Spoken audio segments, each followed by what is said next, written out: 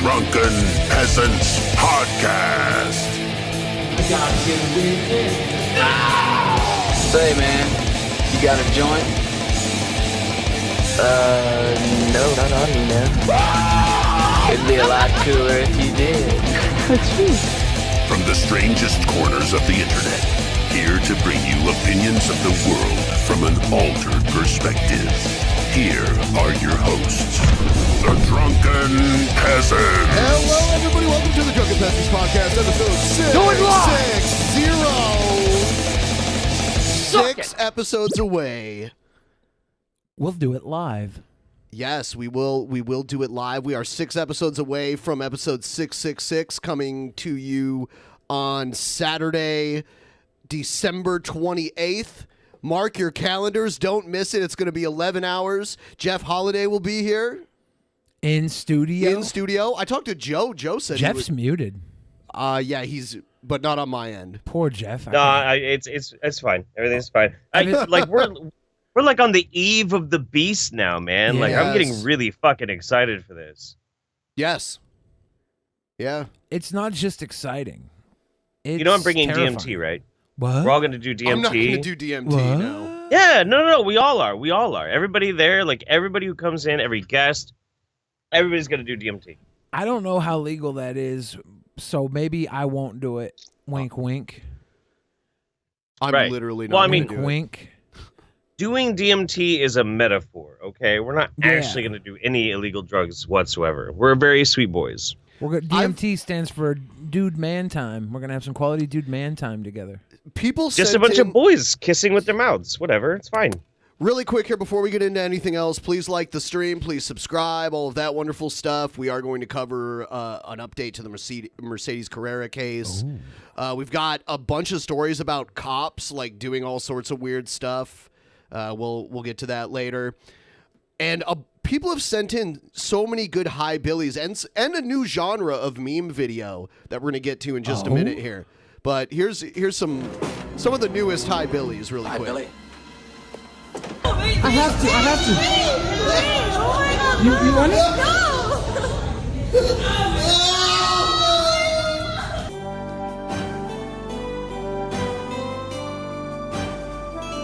Whoever directed that totally should have got me peeling the gum off the wall in the video. You really miss out on a lot of the fact that gum could have came from anywhere. And I will reset the goal because I forgot to. All right. That's really fucking gross. It is. Hi, Billy. Hi. Happy loving between me and Jackie. I love you, sweetheart. Boing. Ooh, Chris Chan with the cherry cola. There was a 5 that just came in. So I'll have to account That that. five-a-roni came in. Yeah. I've seen a lot of Chris Chan clips. I have never seen Chris Chan in like minstrel makeup before. It's That is supposed to be black- Dragon Balls, right? Right, Mr. What's his name? Mr. Boombufu or some dumb shit. I don't know the name. Oh, yeah. Okay. Yeah. Because that's not what it looked like. No, it doesn't at all. It looks like somebody spilled cherry cola into the Sonichu machine. Mr. Popo. Yeah, that's it. Mr. Popo. Mr. Popo. Okay. So on the last episode, at the beginning of the last episode, we had some kind of microphone glitch, and I Billy, sounded like a Did you robot. enjoy your gum? T. Roberts. Thank you, by the way, T. Roberts, for making me chew that gum. That was very sweet of you.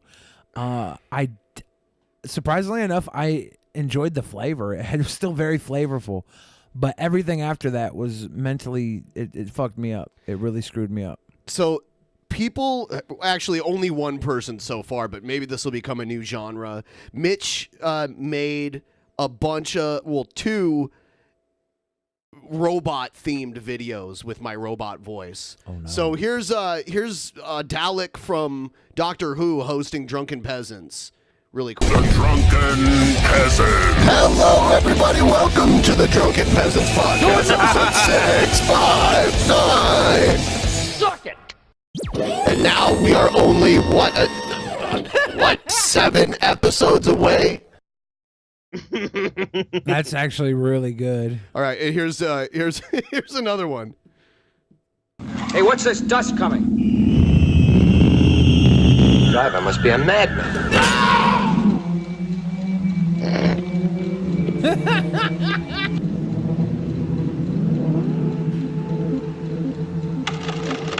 Hello, everybody. Welcome to the Drunken Peasants Podcast, episode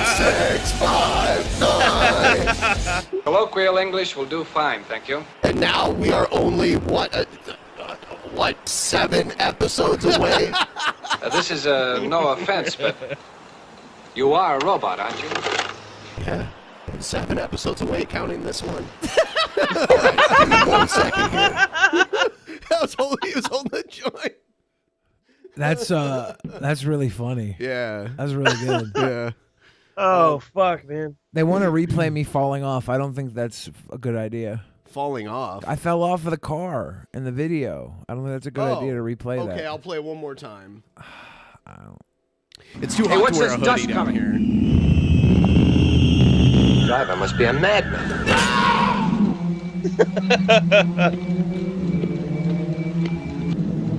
Yeah, Mitch DC, you did a wonderful job on all of this.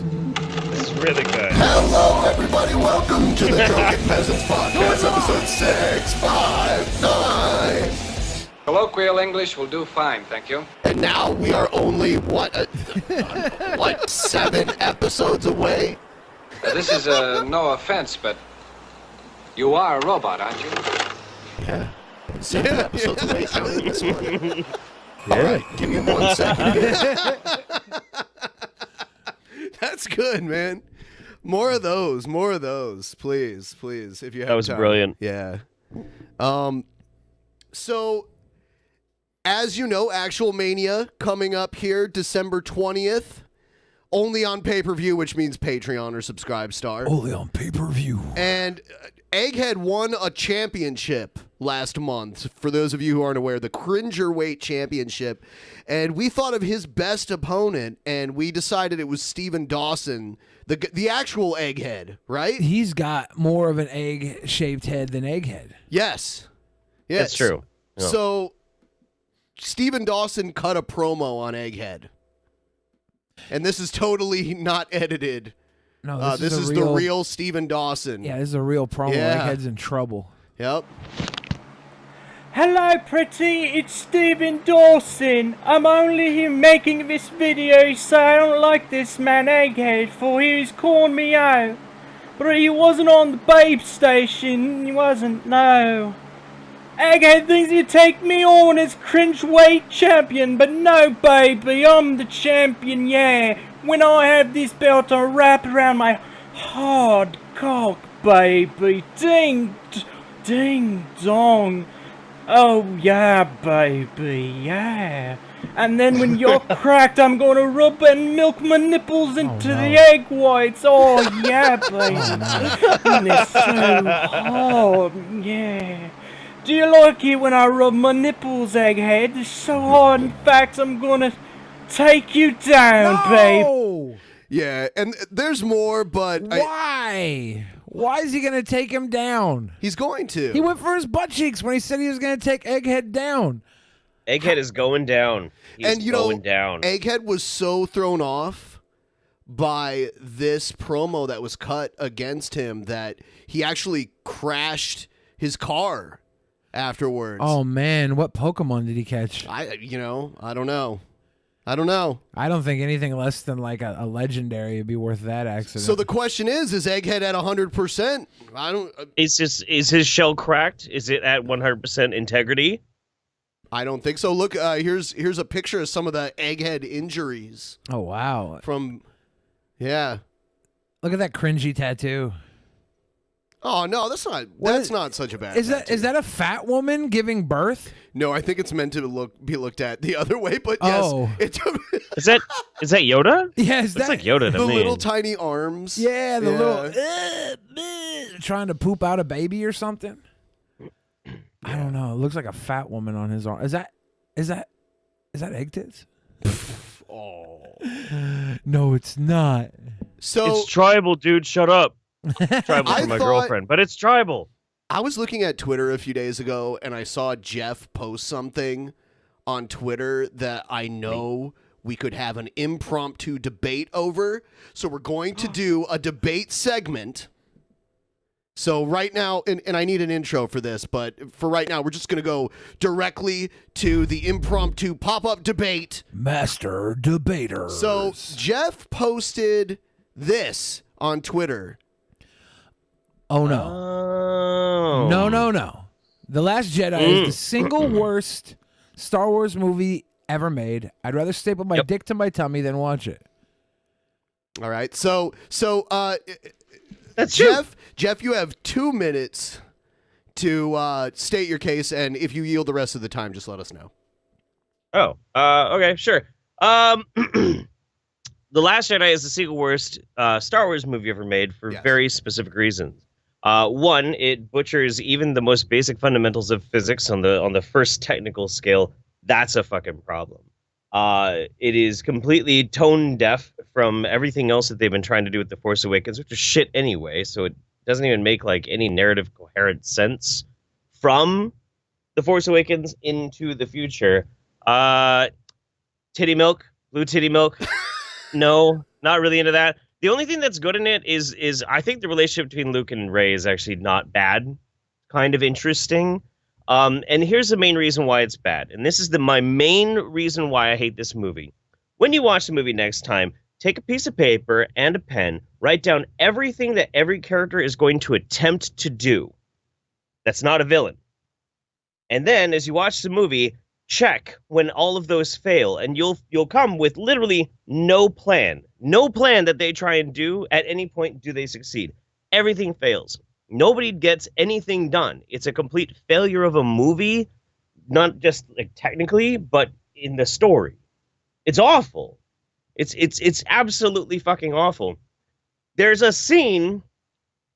whole inconsequential scene of them liberating animals on a casino planet that never needed to happen to begin with, and they liberate those animals and leave the slave children there. I'm done. You can have the rest. All right, so he yields the rest of his time. All right, Billy, your retort starts now.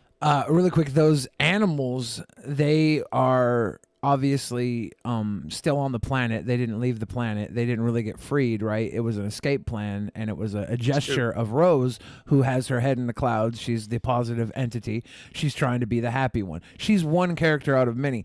Every single attempt that failed from their plans failed for a reason, because they went about their plans the wrong way. They all had to grow. Poe Dameron had to learn how to be the leader and not the hero.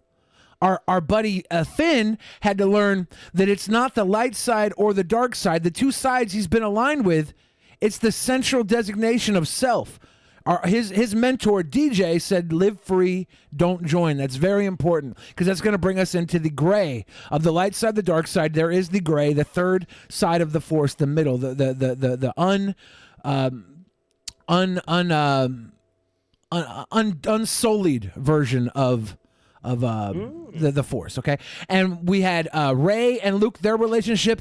Rey had to disavow Luke, just as Kylo Ren had to disavow Snoke, because their leaders were the old way, and they have to find themselves back in the middle again of the gray Force. Everything's going towards not light side, not dark side, but true balance of the Force. Every trilogy saw a balancing that put either in the favor of the light or the dark, and this third trilogy will be the one that brings us to true balance, the gray, and every character's plans failed this episode because the very final end showed that they were all going the wrong direction. They needed to find themselves, and by the end, they did find themselves. Finn became the person in the middle towards the gray. Poe Dameron became the one that is now the leader, because he learned how to follow, like Leia said, no war of attrition. He had to actually do what was right by the people, and Rey and Kylo Ren are going to find each other. They're going to find each other and really meld the two when they make a little gray baby of the Force. All right, time's up. All right, so now hold on. So I'm going to shorten these to 1 minute rebuttals. Here we go. Okay. So I'll agree with you on the gray side thing, bringing balance to the Force. He was one foreseen to bring balance to the Force. Well, the Force is pretty balanced towards good, so obviously Anakin would be, he'd turn to the dark. Like, I get that vibe. and I think maybe you have something there. I have a problem with the one thing you tried to counter of my, because kind of brushed out the whole slave children thing. That's okay. That's okay. I don't even need it. All these characters needed to grow. I agree. I mean, a movie that has no character growth or development is a bad movie. I totally agree with you. The problem with that is that in order for these characters like Poe, characters like Rey, characters like Finn, characters like Leia, for all of them to grow, 99% of the rebellion had to be slaughtered needlessly because of their shitty actions. I'm done. All right. Time out. All right, here we go. And they had to be slaughtered needlessly because of their shitty actions, because their shitty actions are the military-industrial complex that have split up the light side and the dark side this entire time. There's the entire scene on Canto Bight. Canto Bight exists to show us all the money that has been made off of the light side versus the dark side, the rebellion versus the empire. That was all there for a reason. And we see now that these children that are slaves are actually free because they haven't joined other side yet. And they couldn't be freed because everybody got caught. Everybody got caught up. Everybody in Canto Bight got caught, and they had to break away the way they could break away, and they had to all lose because we saw on the ship that they were the Canto Bight was selling to both the light side and the dark side. They're all on the wrong side of the battle. They're all in the war, and the real balance of the force is when we take the force away from the Jedi and the Sith and bring it back to the people. At the end, we saw that little slave boy with the broom. That's because the force is actually coming back to the people. True freedom. Time out. I'd actually forgotten that was a major plot point, was that those were military contractors. Those were like arms dealers on Canto. Yeah. Canto Bight or whatever it is. Canto Bight. That's actually kind of something that's pretty interesting. I'm gonna be rewatching it again soon. I'll see if I can vibe with it a little bit more because of that. I don't think so though, dude. I don't think so. The movie has like these trigger points where if you're looking for SJW, you can really find it. You can find Admiral Purple. Oh yeah. You can find Poe Dameron having to go under the foot of these strong women, but really it all comes down to him having to learn to be the leader and not the hero. Rose is there because Rose has to give Finn another option than Rey, because Rey is Kylo Ren's girl, and we all know this. And they set Why up isn't Finn gay? Why isn't Finn gay? I mean, he may be, but he has to even question, because right now he's infatuated with Rey because Rey is the most powerful being in the universe, and he was the first fucking person that he found after he left the Empire from his brainwash. See, I don't know, man. I don't really agree with any of the SJW stuff, and I think the problem with the movie isn't like forced diversity or forced leftist ideals or progressivism or whatever. I think the problem is just that it's terribly written, and I mean like terribly written. The truth of the matter is like, okay, I just recently went back and I watched the prequels. The thing that the prequels suffer from the most is terrible writing. It's always been terrible writing. Now, I just last night watched episode 4 and episode 5, right, back to back. Amazing fucking writing, especially in the very first one, which is no surprise because he ripped off the entire plot almost scene for scene from a Kurosawa movie. But I digress. But like you really start to feel how terrible the writing actually is. And I mean, I can be really forgiving, and I can even I can enjoy The Future The Last is Jedi female, to an Jeff, extent. You must fall in line. The future is female. No, the future is fecundate. We fecundate the female. That's the future. Fecundate. And being obsessed with how many eggs they have left. That's a new thing, apparently. Excellent. Yeah. But I don't know. I could still enjoy it, but I don't think I could ever think it's a good movie. I really don't think so. I think it's bad. And the worst out of all of them, including Rogue One and Solo and all Or that. the trilogy, the prequel trilogy. Yeah. I think it's worse than all of those. No, you're wrong. No, you're wrong. It's only barely worse than episode 2. Only barely. Episode 1's worse than episode 2. Nah, not really. One reason. Liam Neeson is the coolest fucking Jedi that has ever been in the whole movie series. But he died so easily. He was supposed to be the most powerful Jedi. He was supposed to be the guy who trained Obi-Wan. I He mean, ain't really the most powerful. mean- he was the dumb shit that picked Anakin. well, okay, he was like a high-ranking Jedi, right? No, he's kind of a renegade. They actually really didn't like him. That's why I liked him, is because, like what Billy was saying, he was a rebel, dude. He's more like a fucking gray Jedi than some But I mean, you know, if you're right about all space the cop. Star Wars movies, Billy, then it was a good choice to choose Anakin Skywalker, right? What do you mean? Well, I mean, depends on how you look at it. yeah, because it brought the more powerful guy onto the side of the less powerful people. He deviated from the Jedi Order, which is good if you're looking at it from the grand scheme of things, because the grand scheme of things Right. is the Jedi and the Sith have been hoarding the Force from the common folk. I do feel like that's a big thing here. That's why Yoda was in The Last Jedi and just like burn the fucking books.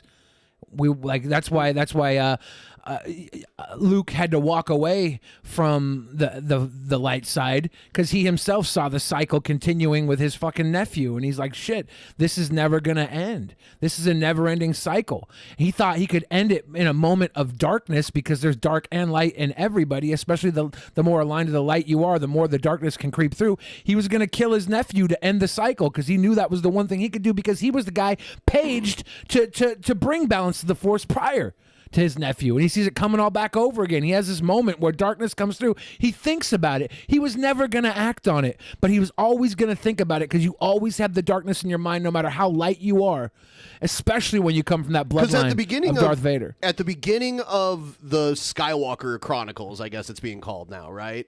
At the beginning of it, the light side is way more powerful than the dark side. The dark side's like in recluse, right? Yeah. Yeah, and then Anakin does go over to the dark side, but he's so powerful that it tips it totally the other way. He kills babies.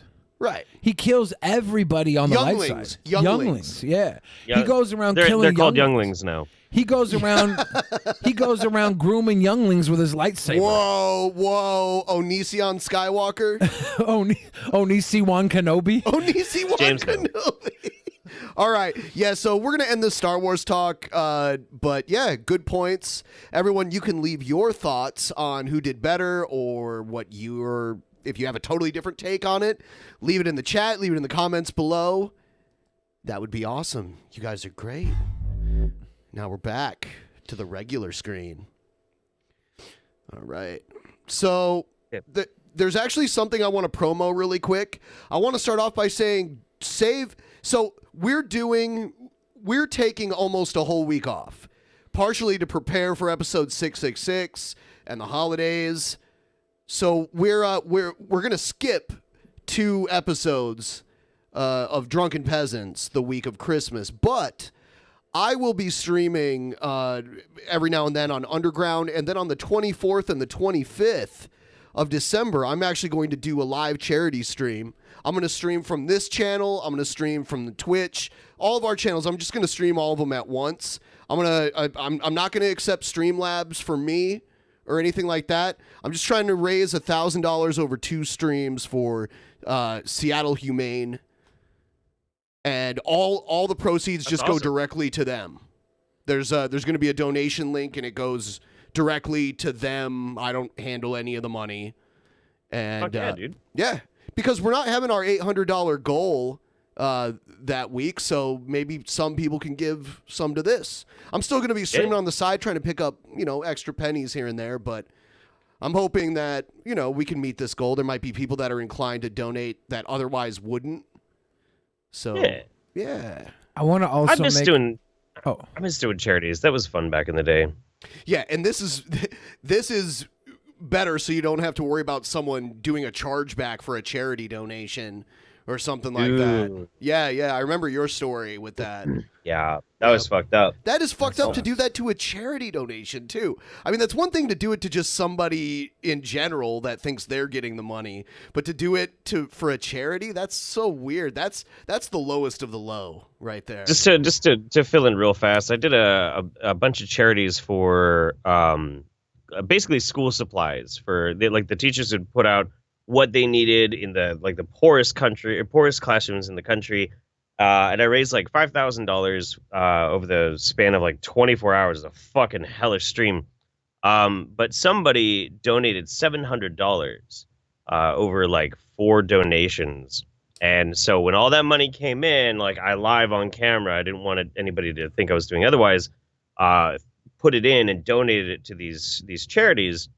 And then I got charged back by that one dude.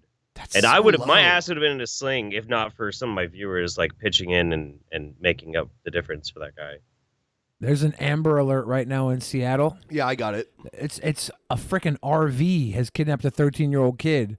There's a freaking RV out there. That's. Where's Ice beside me? I'm saying, can I get a cam on that? Can I go IRL on that RV with the kidnapped kid? Yeah, right. We are going to move into the news segment. Here we go. He called me sir. It got me so human angry. People are discriminating against wolves. Wow. They're laughing at us, at our stupidity.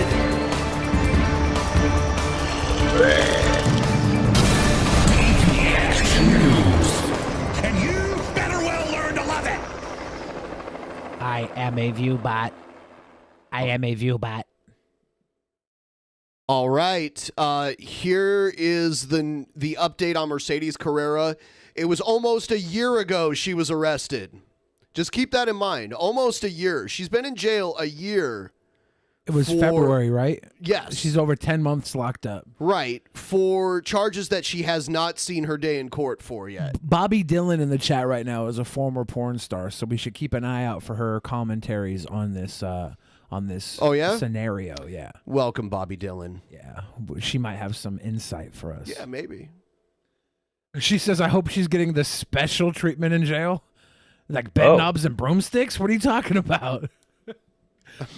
Rancho Cucamonga, California. The court-appointed lawyers for Mercedes Carrera and Jason Whitney requested this morning another extension of the date for their pre-trial hearing, a proceeding necessary to begin the road to the actual trial, which was supposed to take place today. We continue to prepare for the trial, San Bernardino County Public Defender Joshua Castro told XBiz after today's hearing. Our priority is winning the trial, and that's why we asked for more time. Today's pretrial hearing was postponed to February 14th, 2020, Valentine's Day. Carrera and Whitney were dragged from their home on February 1st, 2019, during a raid by the Rancho Cucamonga Police Department, investigation accusations of child abuse. For XBiz's in-depth review of the original accusations and Carrera's first interview from prison, click here. The couple was arraigned back in February on a variety of sexual molestation of a minor charges plus guns and drugs charges. The police then issued an unusual press release outing Carrera as a sex worker and misidentifying Whitney, who had only done very occasional behind-the-camera work in the adult industry, as another director. The press release also stated that a search for the residence was conducted and detectives located a large amount of evidence corroborating the victim's statement. Additionally, detectives located methamphetamine and 2 loaded handguns in the home. Everybody's got that. Come on. These charges were dropped, by the way.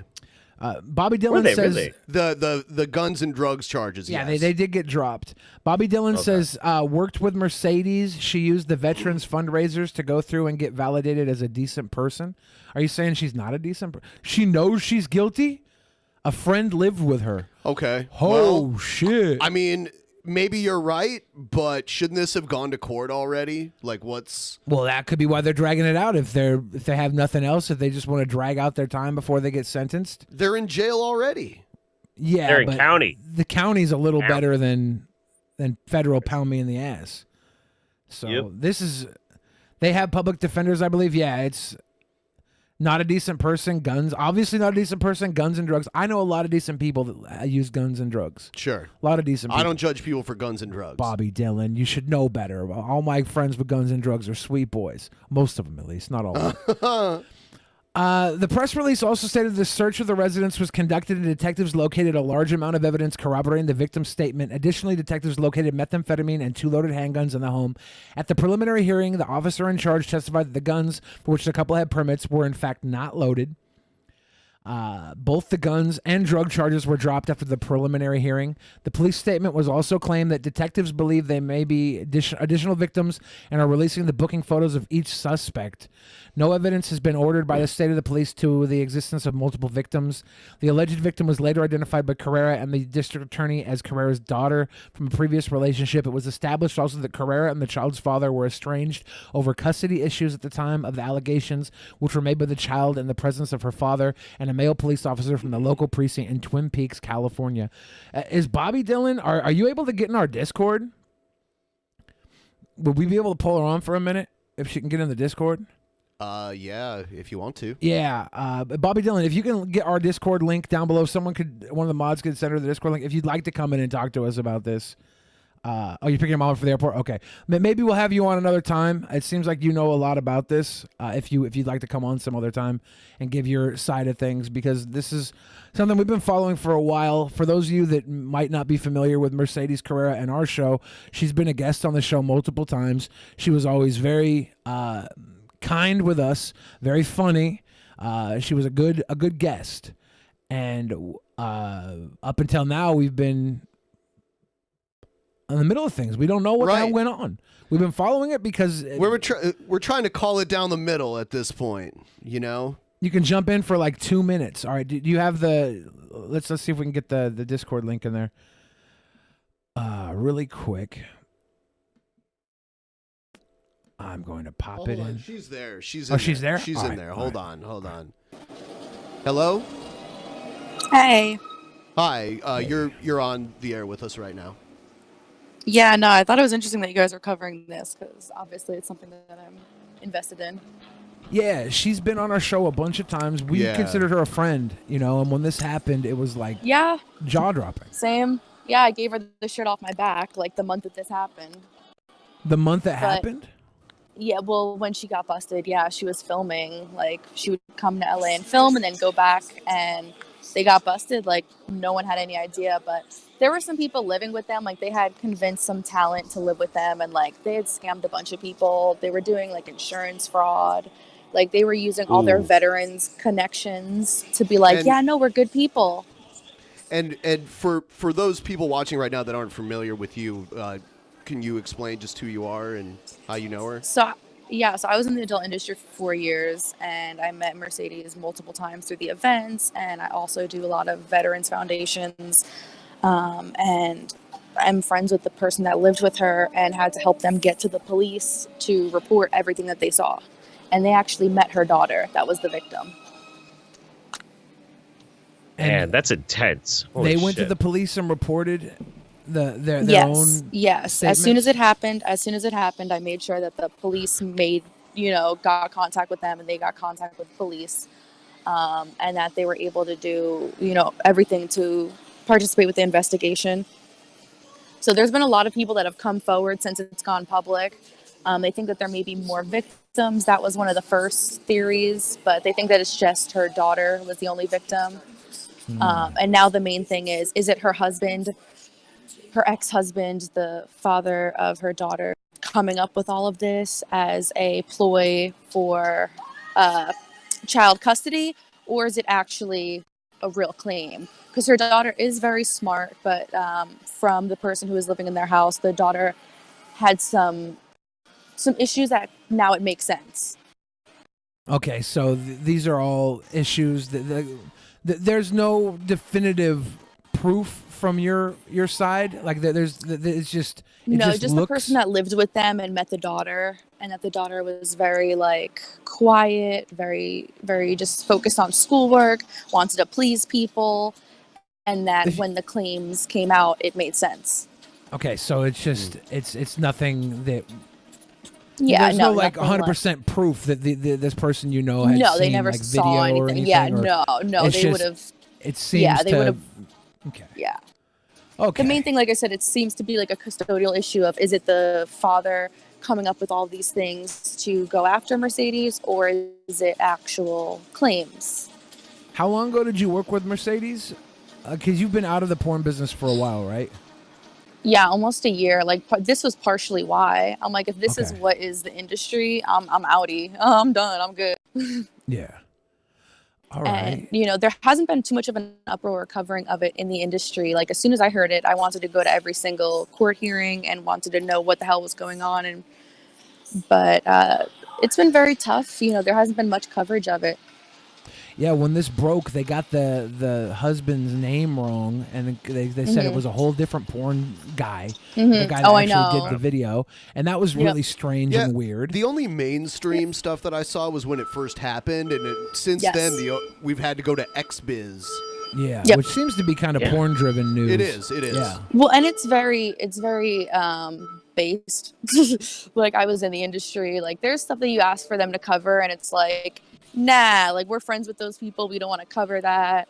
So it also, you have to take that with a grain of salt because it is industry news reporting on the industry. They don't want to make it look bad. Yeah. Right. But, like, going It's through kind the of hard to public make this records look is any the worse, easiest. though. Yeah, that's true. But I mean, when you go through the public records of all the evidence and everything that they have like I forget, I think it was maybe 8-hour interview with the daughter. Like, it's hard shit.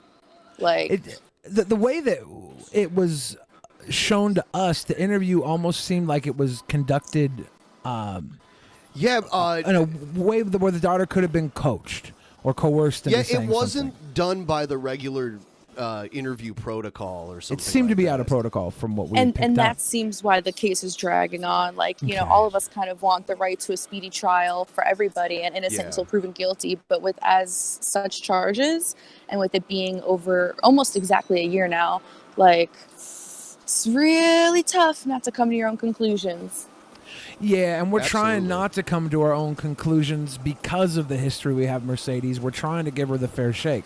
Yeah, we had people trying to throw us under the bus for even knowing her. No, Sam, no, everybody. Yeah, Yeah. everybody that ever was in a room with her was like, whoa, did you know? What did you know?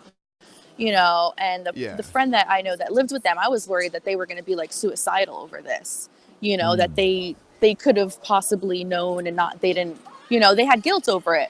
But, I mean, a couple people got scammed from them. So it'll be interesting when the testimony does come, when they have a couple witnesses come out. It's definitely going to be interesting. But it's just every single day waiting, Yeah.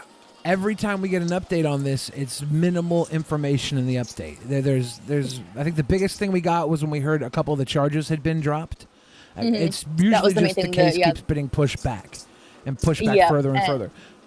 Yeah, if you look through the oh god, I forget the county, San Bernardino. If you look through the public records, you can see the court like minutes and everything. You can see like mostly what was said. Some stuff's redacted, but that's the best way to get actual updates of like what was said in court, like the major points. Okay, that's a good idea. But there hasn't been much besides like going through and the interview being completely speculative. It could have been in a, way better controlled setting. So it's a tough case, and they're not making it any easier with that. Yeah. But I appreciate you guys covering it because, like I said, with the XBiz, it is adult industry, and they want to make us look as good as possible and not, hurt the industry. But I'll catch up with you guys soon, and I can't wait to see the rest of the coverage you guys have on it. For sure. Thank you for calling in. I know you're out of the business now. Is there anything else that you can push before you leave that you might want to share with our fan base where they can check you out? Just be good people. Be good degenerates. Yeah. All right. We'll make them be good people. Thank you again, I like Bobby. that. Thank you. Bye. Bye. Right. That's nice. Yeah. Yeah, that was totally unexpected. Yeah. So I'm gonna reserve judgment for an actual trial when the evidence is presented on both sides. It's interesting to hear where the porn industry is at with all this, and everybody kind of like it caused people to quit. Yeah. Yeah. She said I'm her not friend surprised. that was living with them had suicidal tendencies afterwards. I mean, look back at how many videos she's made. She made hundreds of videos. She was from the time I met her up until this happened. She was one of the most active people I had seen. Like, very prolific. Yeah.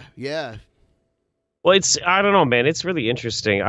Something that I've always been really interested in is like porno history. Like where they went, what they did afterwards. Yeah, I'm curious because like, everybody gets into doing adult film or any other type of sex work for whatever reason. But I find it fascinating to see like what they did afterwards, maybe like ways in which they changed the industry, things like that. It's interesting. It really honestly is. So April 14th. The trial should now take place before April 14th, 2020, 60 days after the new pretrial date. The pretrial date is February 14th. So we're going to have that pretrial, and they say that the trial should take place before two months afterwards. So we don't know if it'll be April 14th. That's just the deadline for when a trial would usually commence after a pretrial date. And the pretrial date is Valentine's Day. That's where we should get the actual trial date, is on that day, I believe. Wow. It says right here. Oh, sorry, Jeff. Really quick. Carrera appears happy with the detention center change, telling visitors that she appreciates her own room.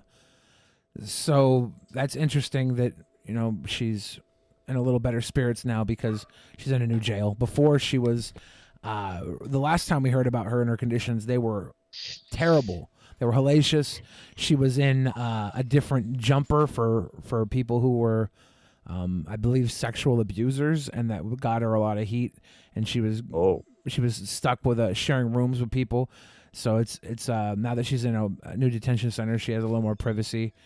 And if she's not guilty, they were in green uniforms to segregate them from the general population that's in orange. And when you're an outlier, that's basically like wearing a sign that says "Please kick my ass." Yeah. Yeah, it really is. Yeah. That's fucking crazy, dude. Yeah, wearing the wrong colored jumpsuit. You never really can tell, though, especially if you've never met the person, you're not familiar with their day-to-day life. You only met them digitally. Right. Like, there's a reason why I don't help people with doing personal fundraisers anymore. You never know when all of a sudden you're going to find out, like, that person's an actual shitbag. You never know. It could happen. So that's why I only work through, like, companies and shit.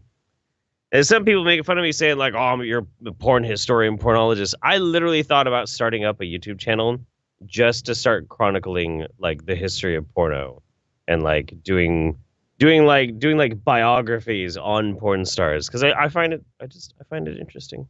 I just want to do the research. So they're going to go to state prison, though, if they're found guilty, right? Not federal prison. Oh, yeah. State prison, not federal. Yeah. Okay. Well, yeah, because the crimes are alleged against them by the state, it says. Okay. So, yeah. And this was a crime. It wasn't outside. It wasn't like crossing state lines or anything. It was in the state of California. So I would think the state of California will convict them. State penitentiary, pound me in the ass prison. Yeah.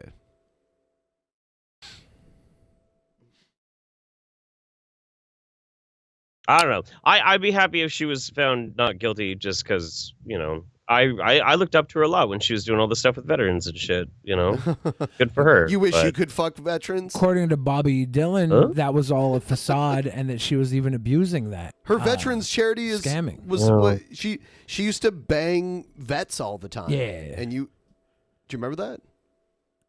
If you were a vet, you could sign up to Plower. What a good, What a good deal. She had a sign-up list. What a good deal. I never thought she was attractive. I really didn't. You never thought she was attractive? Mercedes Carrera? No. Oh my gosh. If you're gonna get fake boobies, get good fake boobies. Those are bad fake boobies. I don't care if they're pussing. Oh, come on. She was still attractive. Pussing, like she was still attractive. if her boobs were just barking dogs on her chest, she's still attractive. I'm sorry, dude. Like maybe I'm picky. There are very specific things that I like in my porn stars, and things that kind of take me out of the vibe, and that was one of them. She had a big fake butt, which is fine. Because it was a good fake butt, but she had big fake boobs that were bad fake boobs. And every time I saw them, I was like,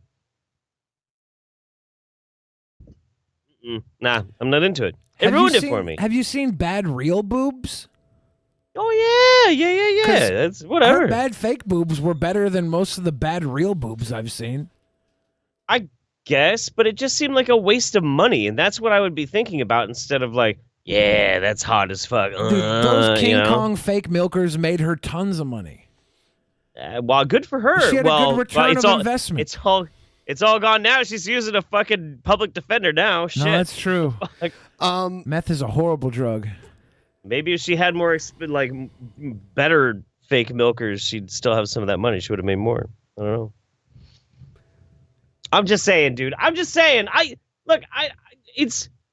It's just my taste. I just didn't like Mercedes Carrera as far as wanting to jerk off to her. I thought she seemed like a nice person. I've seen your wife, and she is gorgeous. So I'm not going to question your taste on women. Yeah, you have good taste in women. I thought Mercedes was attractive, and I guess maybe I'm wrong because I have horrible taste in women. I also am attracted to pizza. Are you? Fair. I love pizza. Fair. See, somebody, American Nightmare says I'm like Monty. I'm the anti-Monty. I don't like white women. I'm not into it. Mercedes is too white for me. That's why I wasn't into it. She's not white, though. I mean, she's like Hispanic, right? She's Puerto Rican. White passing. Yeah, Puerto Rican. Ew. Yeah. Ew. White passing. Ew. Gross. Ew. I'm so sick of fucking white women. White genocide now. Fucking get rid of all this shit. Ew. Ew. Okay. Ew. Yeah, she's definitely Puerto Rican. She said she was. Yeah. I know. All right. So this next story, you sent this to me. What is this? Utah may make it illegal for cops to masturbate in their cars. So it's legal now? I mean, yeah, it's Utah. Utah's more uptight. I know. I'm saying Utah would be the state that would make it illegal to masturbate across the board, not just for cops. It's interesting that they have to make this law. This needs to be legislated. Apparently so. Basically, every quarter, the agency in charge of policing, the Utah Police, the Peace Officer Standards and Trainings, or POST, modifies existing guidelines or applies new policies where and when needed. And since there is not something on the books that keeps cops from masturbating and or sexting while on duty, Utah is heck bent on making sure the long arm of the law stays in its pants. So if TJ, who needs a hooker, engages in sexting or skippy whipping practices while on the clock, that will be considered sexual misconduct warranting discipline. Some very few officers, Starsky and Hutch, have had issues that need to be addressed, including, but not limited to, inappropriate communications with confidential informants, colleagues, and others, groping co-workers, sending sexual photos or emojis, and attempting games of chicken by the police in a golf cart with an inmate who was injured ultimately by said golf cart. It's the fucking Keystone Cops down there. Yeah. We're watching Super Troopers. Don't outlaw this shit. Make them wear body cams and upload this directly to YouTube. You know what? Let's take it to the next level. Yeah. Let's take it to the next level. They deserve promotions for banging random women on the hood of their patrol car. In comeback, That's hot. car sex cop is now a detective. Nice. Car sex detective. Yeah, I was living in New Mexico when this happened. This was back in like 2011 or something. And this is a follow-up that came out this year that he's gotten a promotion since then. Hold up. He was caught on a security camera banging some girl on the hood of his car. New Mexico lawman once fired for autoerotic clinch. Well, is that a joke because he's fucking her on the car? Isn't autoerotic when you do it to yourself? Is that like a little dog watching them fuck? It's a little cat. Oh my god. Yeah, dude. There's so much going on here. There's a cat. It's a little cat, I think it is. Are you sure it's a cat? It looks like a little chihuahua. You know what? It might be a chihuahua. It looks like a buddy doggo down there, like staring up at her, at her fucking white jellies, as the cop pieces her in with the Minority Report over here. April 10th. In an unlikely comeback story, the New Mexico patrolman fired after being caught on camera having sex on the hood of a car while in uniform has risen to the rank of detective in another police agency. Bert Lopez was an officer with the state police when in 2011, a surveillance camera captured him trysting with a woman splayed out on the hood of a gray Honda sedan parked adjacent to county-owned ranch land in Santa Fe. Lopez, who had been a state police officer of the fucking year, was identified as the uniformed man after the Santa Fe County Sheriff's Office released a pair of photos seen and below showing the couple in action. And by the way, the photos were censored, but they were like all over the news, the local news, everything. Lopez, now 44, was initially placed on administrative leave while an internal affairs probe commenced. While Lopez was eventually fired, investigators concluded he had not committed a crime since no victim witness observed the daytime encounter. The woman in the photos was not identified, but police said that she was not connected to any of Lopez's cases. So I'll tell you what. If anyone else with a normal job, not like porn or anything like that, got caught banging someone at work, like on the clock, you'd get fired, right? Maybe. And I think he did get fired. He did get fired. He just got a job somewhere else, and in the same field. Well, of course, you shouldn't be taken away from work. You can't be he took himself away from work, right? He just did a little fuck on the hood of a non-patrol car. That's not even his patrol car. This is not. I mean, it would have been more badass if it was a patrol car, though. I love the dog was down there. Like, yeah, the dog's like, "What are you guys doing?" Why couldn't the dog file charges? What? Oh my God, that dog is about to catch some drippings. Oh God. Oh no. No. Stop it, doggo. No. No. Doggo, go away. Doggo, run. Oh no. Doggo. Oh no. Little puppums. There's no treats there. There's no treats there, little puppums. Go away. She couldn't even get her jeans off the 1 foot. Public sex is legal as long as no one is there to see it in person, even if it's on security camera. The cops often will just look the other way with public sex. It really is. Public urination in a lot of areas, there's this myth that public urination is like a guaranteed sex offense. It's not guaranteed, but it has happened. It has happened in some areas, but you really have to show intent to shine your piece at somebody for it to be sexual offense. In most areas, it's not as taboo as one would think. A lot of people have public sex. A lot of people do. Yeah. And yeah, they do. Do I think this cop is a fucking piece of shit? Probably. Most cops. Oh, okay. So you're gonna go there. Most cops, are good guys, right? Oh, okay. I thought you were going to go the other way with They're that. good guys. Most cops are good guys that protect the bad guys because they protect the bad cops. You do kind of protect the bad ones when you're a cop. You're in a brotherhood, Most guys are just trying to get through the day, do their job, go home, not get shot, not get killed. But at the same time, they look the other way when there's that asshole that bangs prostitutes rather than arrest them or beats the shit out of people. They really do. They really do. There are those guys that do that. I had a guy that would always come to the casino I was at, and he had his last name tattooed on his forearm, and he would tell me how he'd love to just let that be the last person somebody sees before he pops them in the head. He would go out looking for people to just bust in the fucking head with his forearm. He got off on it. He would tell me how he'd go pick up drunk women and make them blow him to get out of DUIs. And I'm like, dude, that's terrible. Why are you telling me this? And he's like, no, it's cool. And I'm like, okay, man. Okay, dude. But he's a cop, so what are you supposed to do? You got to sit there and listen to him. You got to respect the police. It says here that he was suspended for a while, too. So he actually got punished and everything and if this set girl, his time out. If this girl wasn't related to any of his cases, yeah, who cares if he has a wife or whatever? Infidelity happens they haven't all the even fucking mentioned time. that. Right here, it says Lopez's wife yeah. subsequently filed for legal separation and divorce. But all that shit doesn't matter.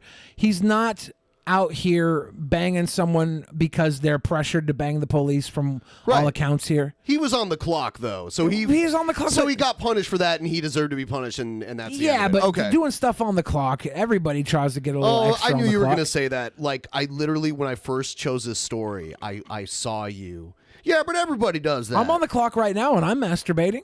Okay. Mentally. If you could get away with it, I mean, most people would take the opportunity, I suppose. Another weird police officer story. Yeah, this is great. Thug deliberately farted in police officer's face during strip search and said, "How you like that? How you like that?" When I was getting detained one time by the police, I was in a hotel and I wasn't wearing any clothes. I had a shirt. I had a shirt that was like ripped, buttoned up on me, and then I had a sheet wrapped around my waist. And the cops had to come and check my back for a tattoo before they could let me go. So they got a big like bare ass close up of my bare butt cheeks. And I figured like they deserved my big ass in their face because I wasn't the guy they were looking for. They were so sure they found this fucking trafficking felon, and I'm like, dude, how the hell am I being mistaken for somebody else? I'm a giant ball of lard. But they had to look at my butt, and if I would have been able to fart in that moment, I don't know if I'd have the balls to do that. Well, this guy did it. I know. I feel like I might have gotten batoned if I cracked one off bare ass at a cop. He's Scottish. Of course he has the balls to do it. The Scottish are fucking crazy. True. Stuart Cook, 28, was at the scene of a car crash in Aberdeen, Scotland when he was approached by officers. Yeah. The original Aberdeen. Aberdeen Sheriff Court heard after cops smelled cannabis and decided to arrest him. He became irate. I mean, I would too, because cannabis is no reason to arrest people. Deputy Fiscal Alan Townsend said officers searched his vehicle before he was arrested. Cook screamed expletives and puffed out his chest towards officers as he was driven to Kitty Brewster Police Station. I love the name of that police station, Kitty Brewster. The Kitty Brewster Cops. Awesome. Sounds like the name of like a burlesque performer. Kitty or Brewster, something. Yeah. like Punky Brewster after she had her boobs removed, went back into burlesque. I call my little dog Spunky Poopster. Yeah, that's racist. Why? I don't know. It just sounds racist. Because she's a spunky little dog and she leaves little Tootsie Rolls all over the floor. Yeah, I notice sometimes I'll have to like check where I walk in case there's a freshie. Yeah. Little dogs don't care. They just dump. Yeah. Once they arrived, officers conducted a strip search and Cook was told to bend over. At a previous hearing, Deputy Fiscal Lucy Simpson described what happened next. She said he deliberately farted in the direction of the officer 3 times, stating, "How do you like that? How do you like that? How you like me now?" Cook from Stonehaven, Aberdeenshire, previously pleaded guilty to possession of cannabis. I'm imagining this dude has a voice like Teddy Ruxpin, like, how do you like that? Yeah. He also pleaded guilty to behaving in a threatening or abusive manner by shouting and screaming aggressively, displaying aggressive body language, making a lewd remark towards police, and intentionally flatulating in the direction of police. Defense solicitor Laura Gracie said her client had been involved in a minor traffic incident. She said he felt police overreacted in the way they dealt with him. So is intentional flatulation, is that a crime? How do you prove intent? They made him bend over and spread his butt cheeks. He could just, he intentionally farted. No, you put him in a position where farts come out easier. That's on y'all. Let me ask you, have you ever sucked a fart back in? Yeah, dude. Yeah. That is the craziest phenomena that no one ever talks about. You know why they don't talk about it? Why? Because you're the second it goes back in, you're worried where it's going to go. It's the ghost of a fart. You don't know where it's going to go. It's so weird. You worry. You worry about that.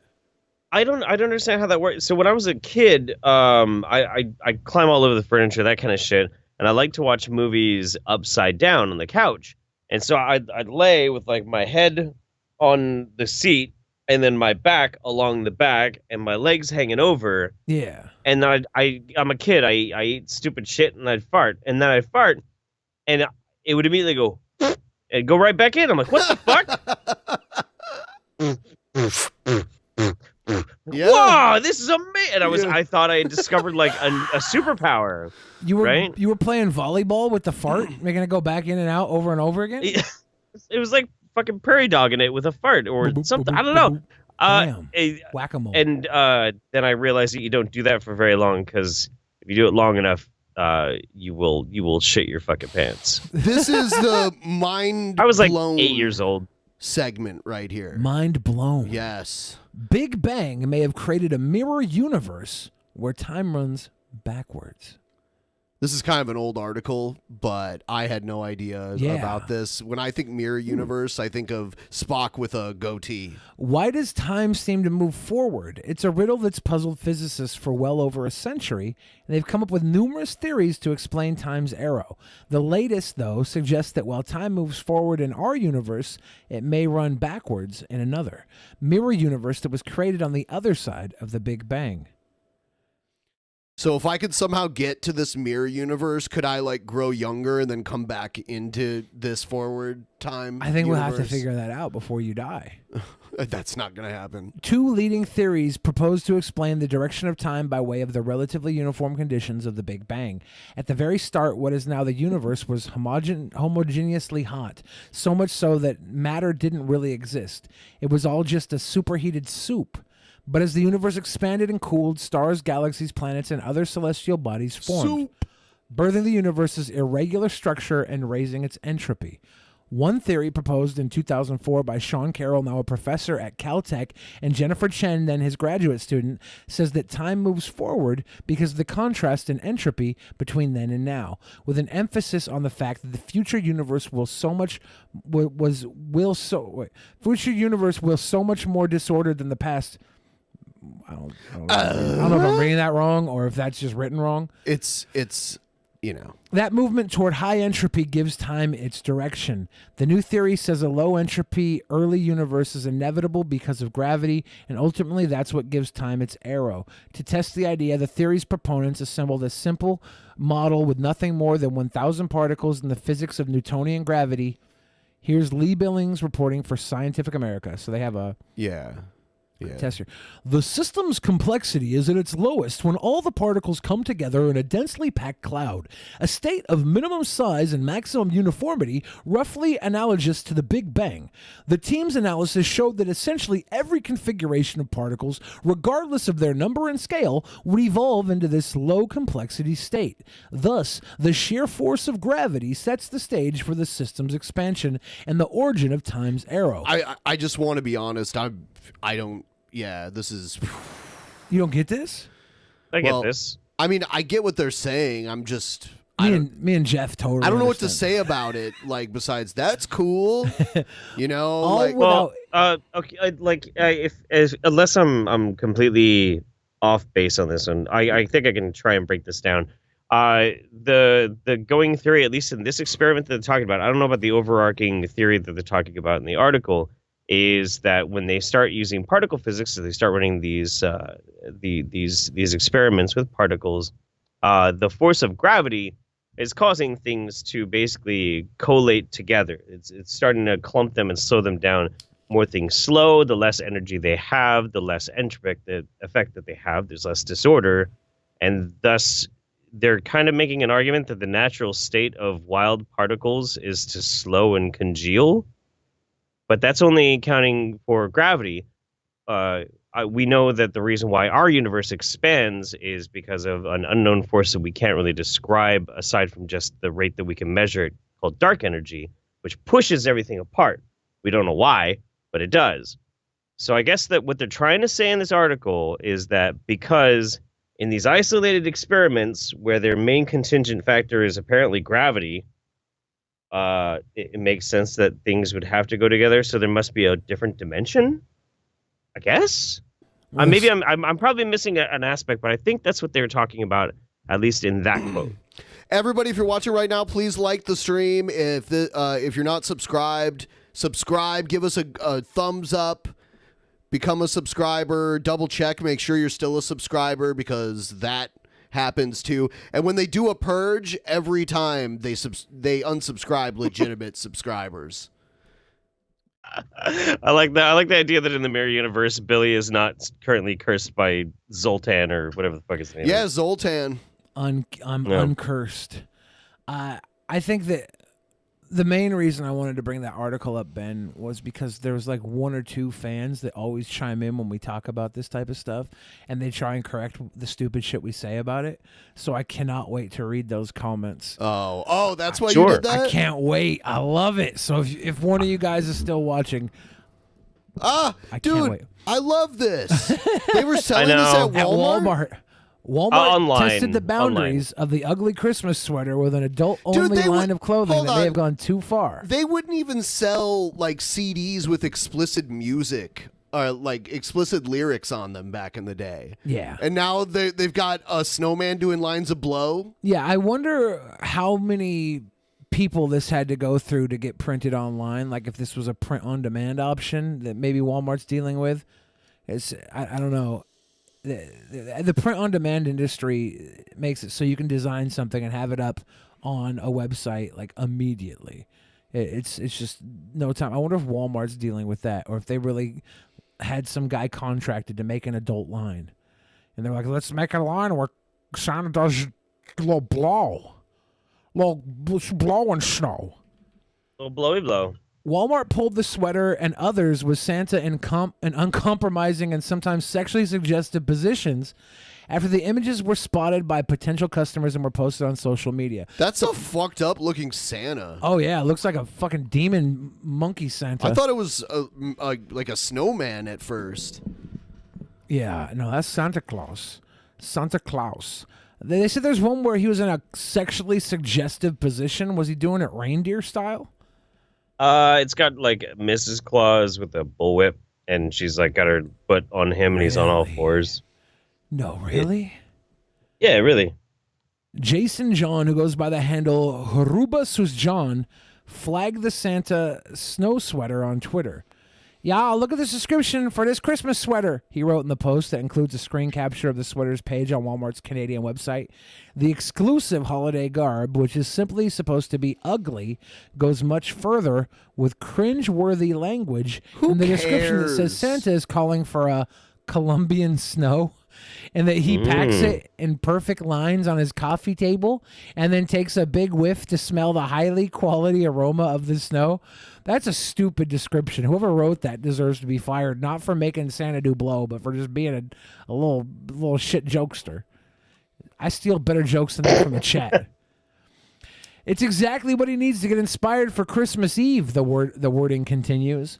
This men's Let It Snow ugly Christmas sweater captures that moment when Santa is finally ready to enjoy the sweet imported snow. The site adds about the novelty clothing, which did give some a laugh. This is the best ugly Christmas sweater copy ever written, Zarina Baksh tweeted. This is the best ugly Christmas sweater copy ever written. What a stupid statement for anybody to ever have to write in this world. The best ugly Christmas sweater copy ever written. I hate my life for knowing that someone wrote that unironically. Shout out to Zarina Baksh. You've made me hate myself. With Walmart's hashtags in the post to get the retailer's attention. Other ugly sweaters that were pulled featured St. Nick in compromising positions, including him climbing a chimney with his bare buttocks hanging over a burning fireplace and the words, "Chestnuts roasting on an open fire." Yeah, right here.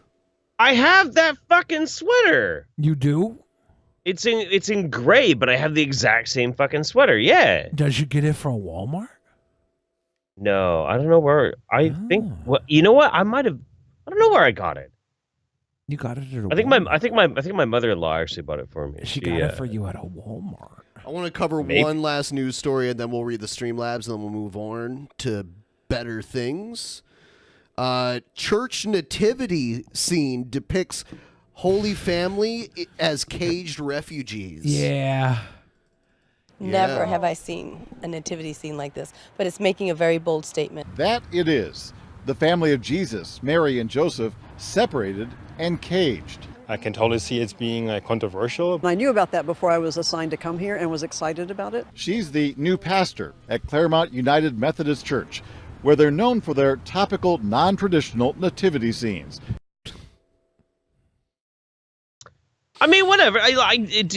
Look, this triggers the fuck out of people. I like it. I'm at this point in time in my life where I don't really give a fuck who's triggered. As long as somebody's being triggered, I enjoy it. And if sticking a bunch of stupid ass plaster fucking sculptures of their pretendy fun time origins of their sky leopard makes a bunch of people really fucking mad, good. Fuck them. Get fucking mad, scrubs. I like it. I'm into it. I think this is great. With a provocative message. What would happen today if the Holy Family showed up at our borders seeking asylum? We've seen thousands of families seeking asylum in the U.S. separated at the border. Now, among those drawn here by social media posts, separating Jesus, Mary, and Joseph is certainly getting the desired reaction. It really makes me think. In a way, it puts a mirror in front of us right now. And so that bothers me. So this is making... It puts a mirror in front of us right now. A very clear and bold statement. The Mao family dropped by. They recently immigrated from Burma. And this brings back some sad memories of their homeland. People are separated and keep them separated. Arrested. Yeah, we saw some family like this. Yeah, lots of people in cages in Burma. But what about separation of church and state? And in the United States. Is this crossing a line? Reverend Rustine doesn't see it as a political statement. Yet many who posted on her Facebook page disagree. One wrote, inappropriate and incredibly false analogy. Using the nativity scene for political agendas is wrong, ridiculous. Inside the church, no statement at all. Simply the traditional nativity scene. I mean, well, like, if you think about it, they actually were refugees. Yes. They were. If this story is true, yes. Yeah. Well, you're right. Yeah. So, I mean, what they don't tell you is that baby Jesus was transitioning. That's right. Baby Jesus and is covered in dirt or something. The reason Mary was a virgin was because what's the guy's name? John? Is that the fucking husband's name? Joseph. Joseph. Cena. Yeah, Joseph. Yeah, Joseph Cena. It's because Joseph was gay. He didn't want to have sex with her. He didn't want to have sex with her. Y'all. The Bible leaves that out, though. Let's read those Streamlabs, and then we're going to move on.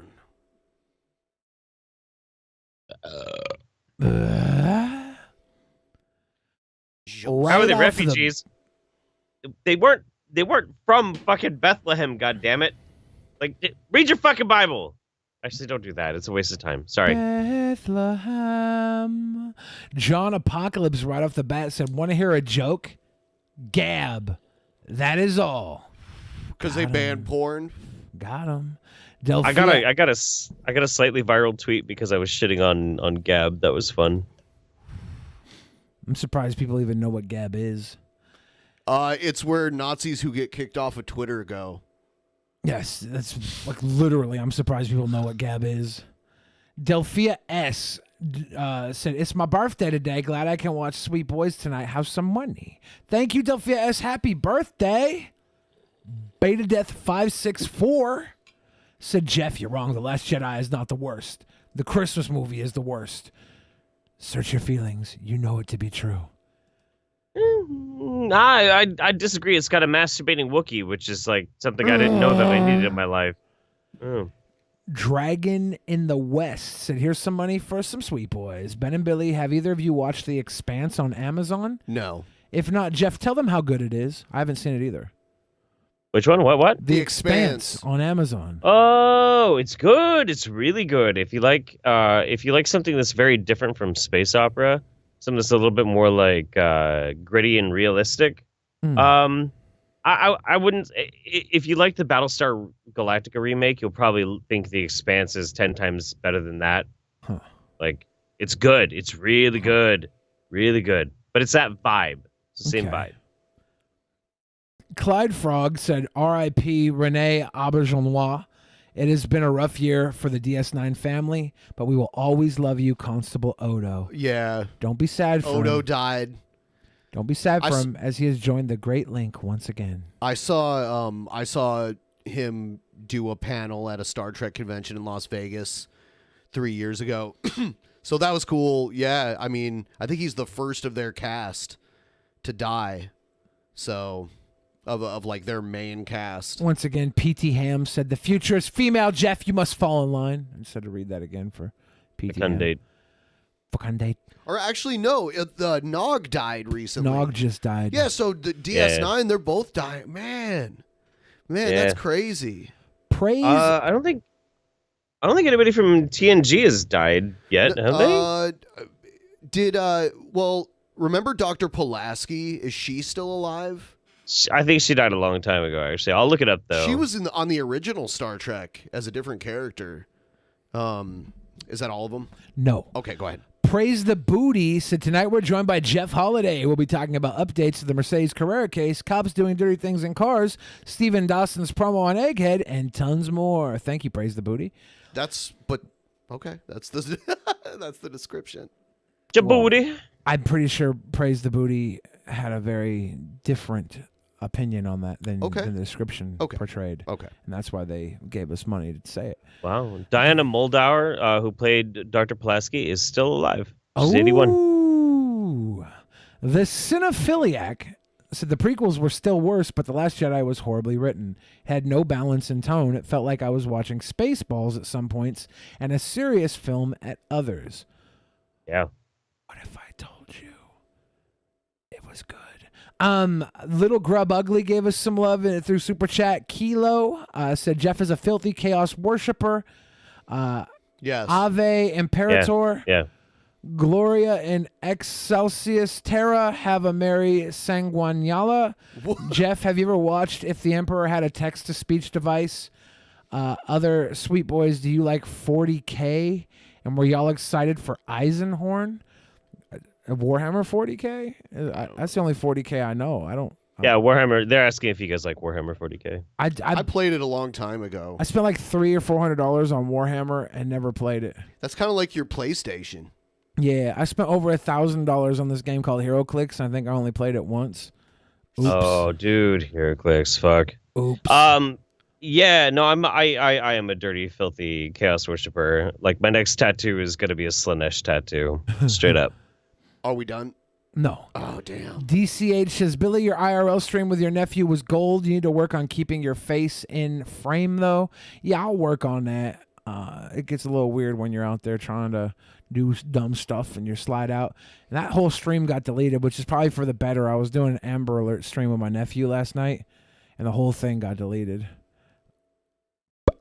Dragon in the West said Scottish man gets arrested because he smells like cannabis and farts in the cop's face.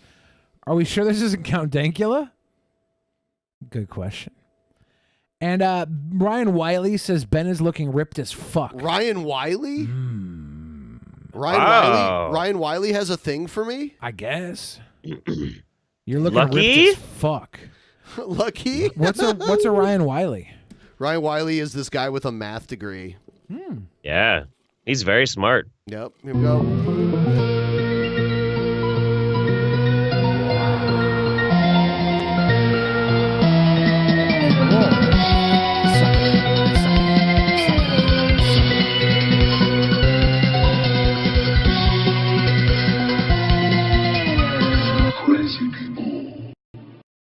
Crazy people. I was trying to pick ones that would trigger Jeff with crazy people. Why? Oh, dude. And you'll love my first choice. Everyone, please like the stream. Like it. Man, come on. You got to like it. You got to like it. Isaiah the American says, what are your thoughts on teacher salaries? I think it's kind of a meme, you know. People are always like... Teacher, yeah. You know what? People saying teachers that should get paid more, it's kind of like a meme.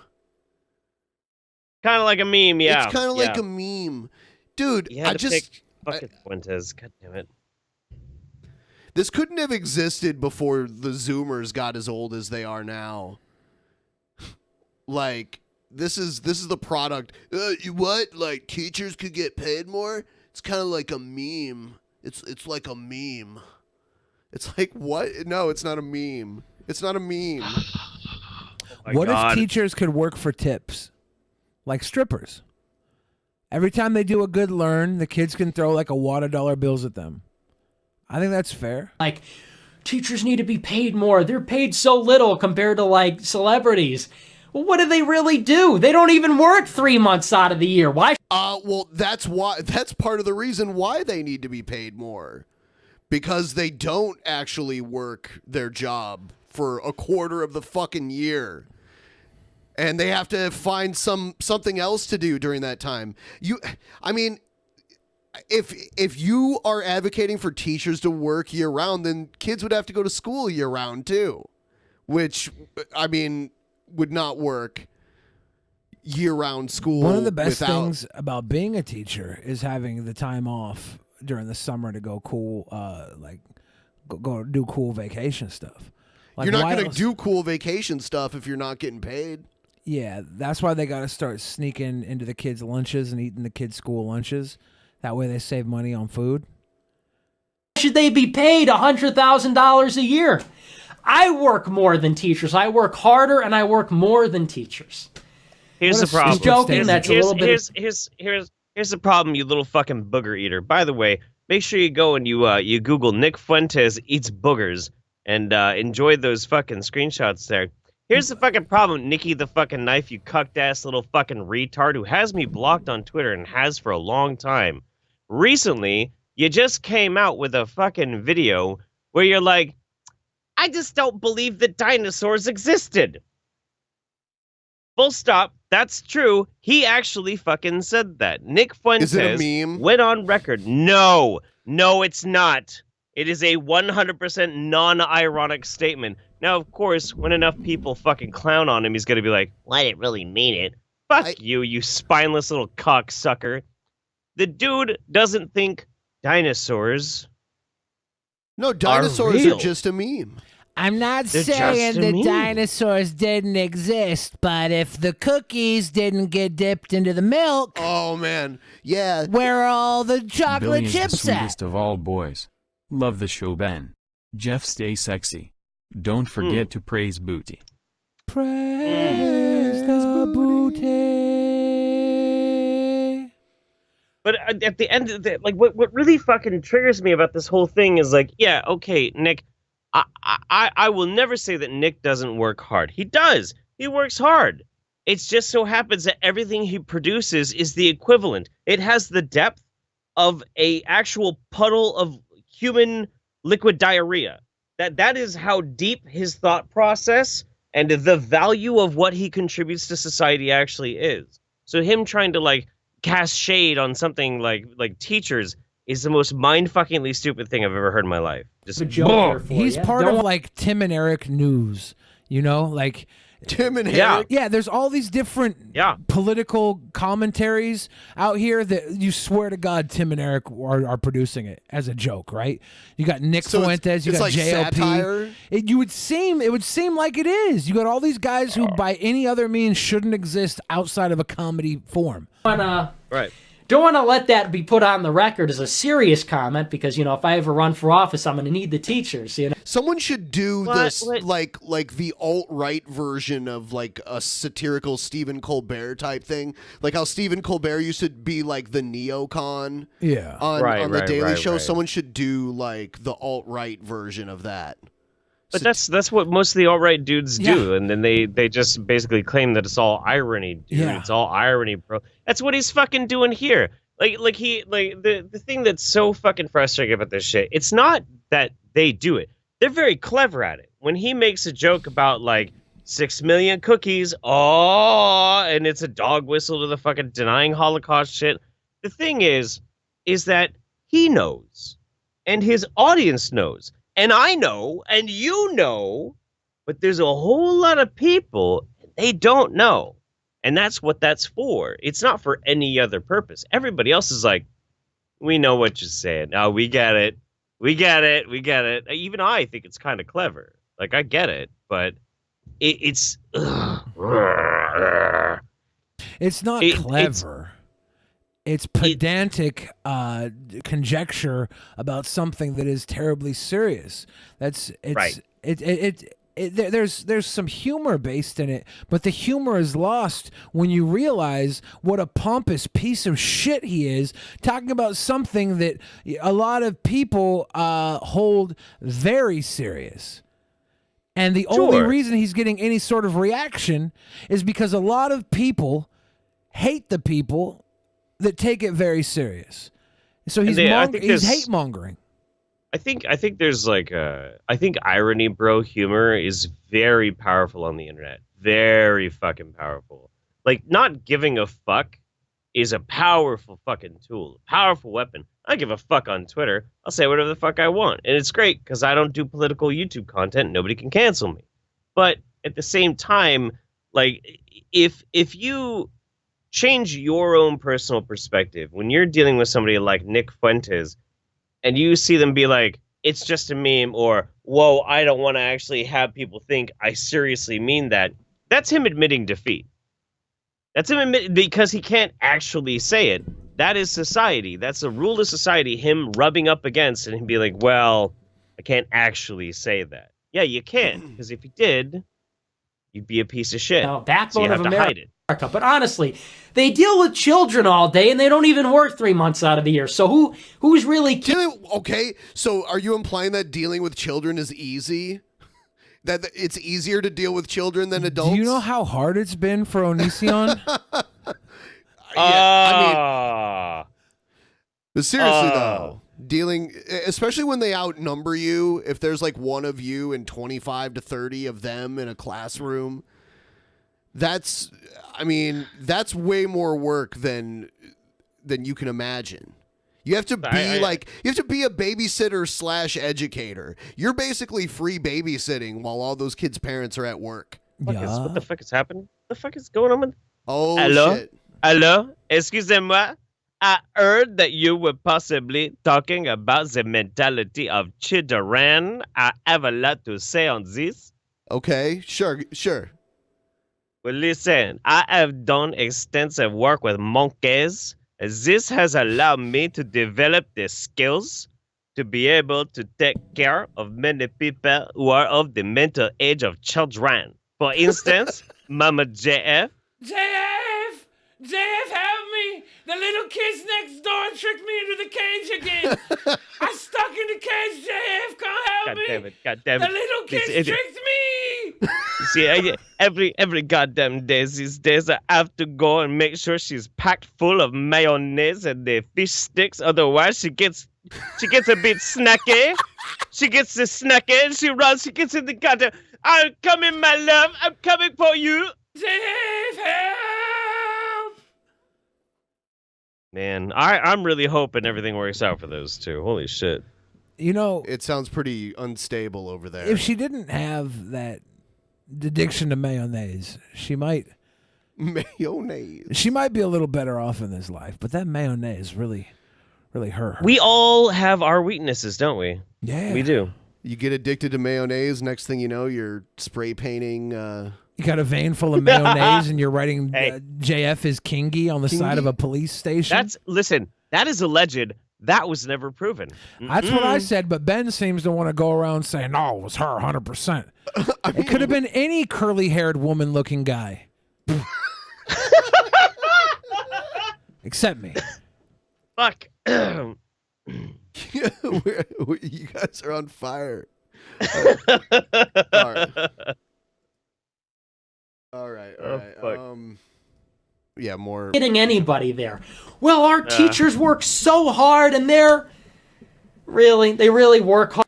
Yeah, they raise other people's kids to some degree. They're with them, 5 days a week for 8 hours a day, 9 months a year. And multiple hours before and after setting up everything. Right. I heard, and this is unconfirmed, of course, but I heard public school teachers actually had to wipe Nick Fuentes' ass all the way up to 9th grade. Oh, my God. Yeah. 10th grade, they actually just gave up and let him walk around with poop butt, and at the end of the day, they would chisel off the sharp flakes on his anus. Yeah. Why don't you talk to a machinist? Why don't you talk to somebody who works in a factory? Okay. They went you ever to been school. in a factory? Yeah, but a teacher educated them at some point in their lives, right? No, I fucking swear to God. Has Nick Fuentes ever worked in a fucking factory? No, he doesn't know what how machining is done either. I can guarantee you that. I wonder if I Nick was a Fuentes machining apprentice. What jobs has he worked? Has he ever talked about that? I think he's like 20 years old, dude. Yes. He's a really young guy. When he first broke onto the scene, I think he was probably like 17 or I want to something. see my guy flipping burgers at a Burger King or something, or a Dairy Queen, serving up a Frosty at Wendy's. That's what I want to see. He's 21 him years doing. old. He was born in 1998. He's 21 years old. Hard work. Somebody works in a coal mine. You know, they're in a classroom, it's air conditioned, they deal with children all day. You know, that is hard. In the private sector, you work with adults. You work with adults with adult expectations. You know how many stay-at-home moms can't wait to drop their kids off at school in the morning? Right, that's what I was saying. To get a break. It's free babysitting. Like, that's like 1 or 2 kids these moms are dropping off. Like, these teachers are dealing with 30 little brats that all have hatred for each other and the people around them. Half the brats hate the teacher. Half the brats want to be the teacher's favorite. It's so dumb. Like, if you want to be a teacher, good for you. Me, I'd rather be not a teacher. And I want to pay you as much money as you need to continue doing that because the kids need you. The thing is, like, I've paid a lot of attention to the alt-right over the past 2 years and whatnot, and kind of gotten a lot of understanding on how they work and how they operate. I really don't know why any of them really are behind Nick Fuentes. Like, if there's been a unifying factor that I've noticed about the alt-right is that when somebody seems to huff their own farts a lot, they rip them apart. Why do they let this smirking little half Latino fucking dude? I don't know. I don't get it. I don't know why they like him. It's weird. It's very strange. He's probably a meat puppet for one of the uppers. Like maybe he's over there with what's that guy, Dave Rubin? Maybe he's getting stump pumped by Dave Rubin or something. Definitely not Dave Rubin. He's like Nick Fuentes has been sending his little fucking minions to go disrupt Dave Rubin, Turning Point USA, a bunch of other people's. You don't think that's his way talks. of flirting? I was watching Jesse Lee Peterson, and Nick Fuentes was on there, and Jesse Lee Peterson asked him if he hated Jews, and he was like, "No, that's just something people try to say. That's just something people try to make up about me." Yeah, but I'll tell you what. I fucking hate cookies. Yeah, exactly. Right.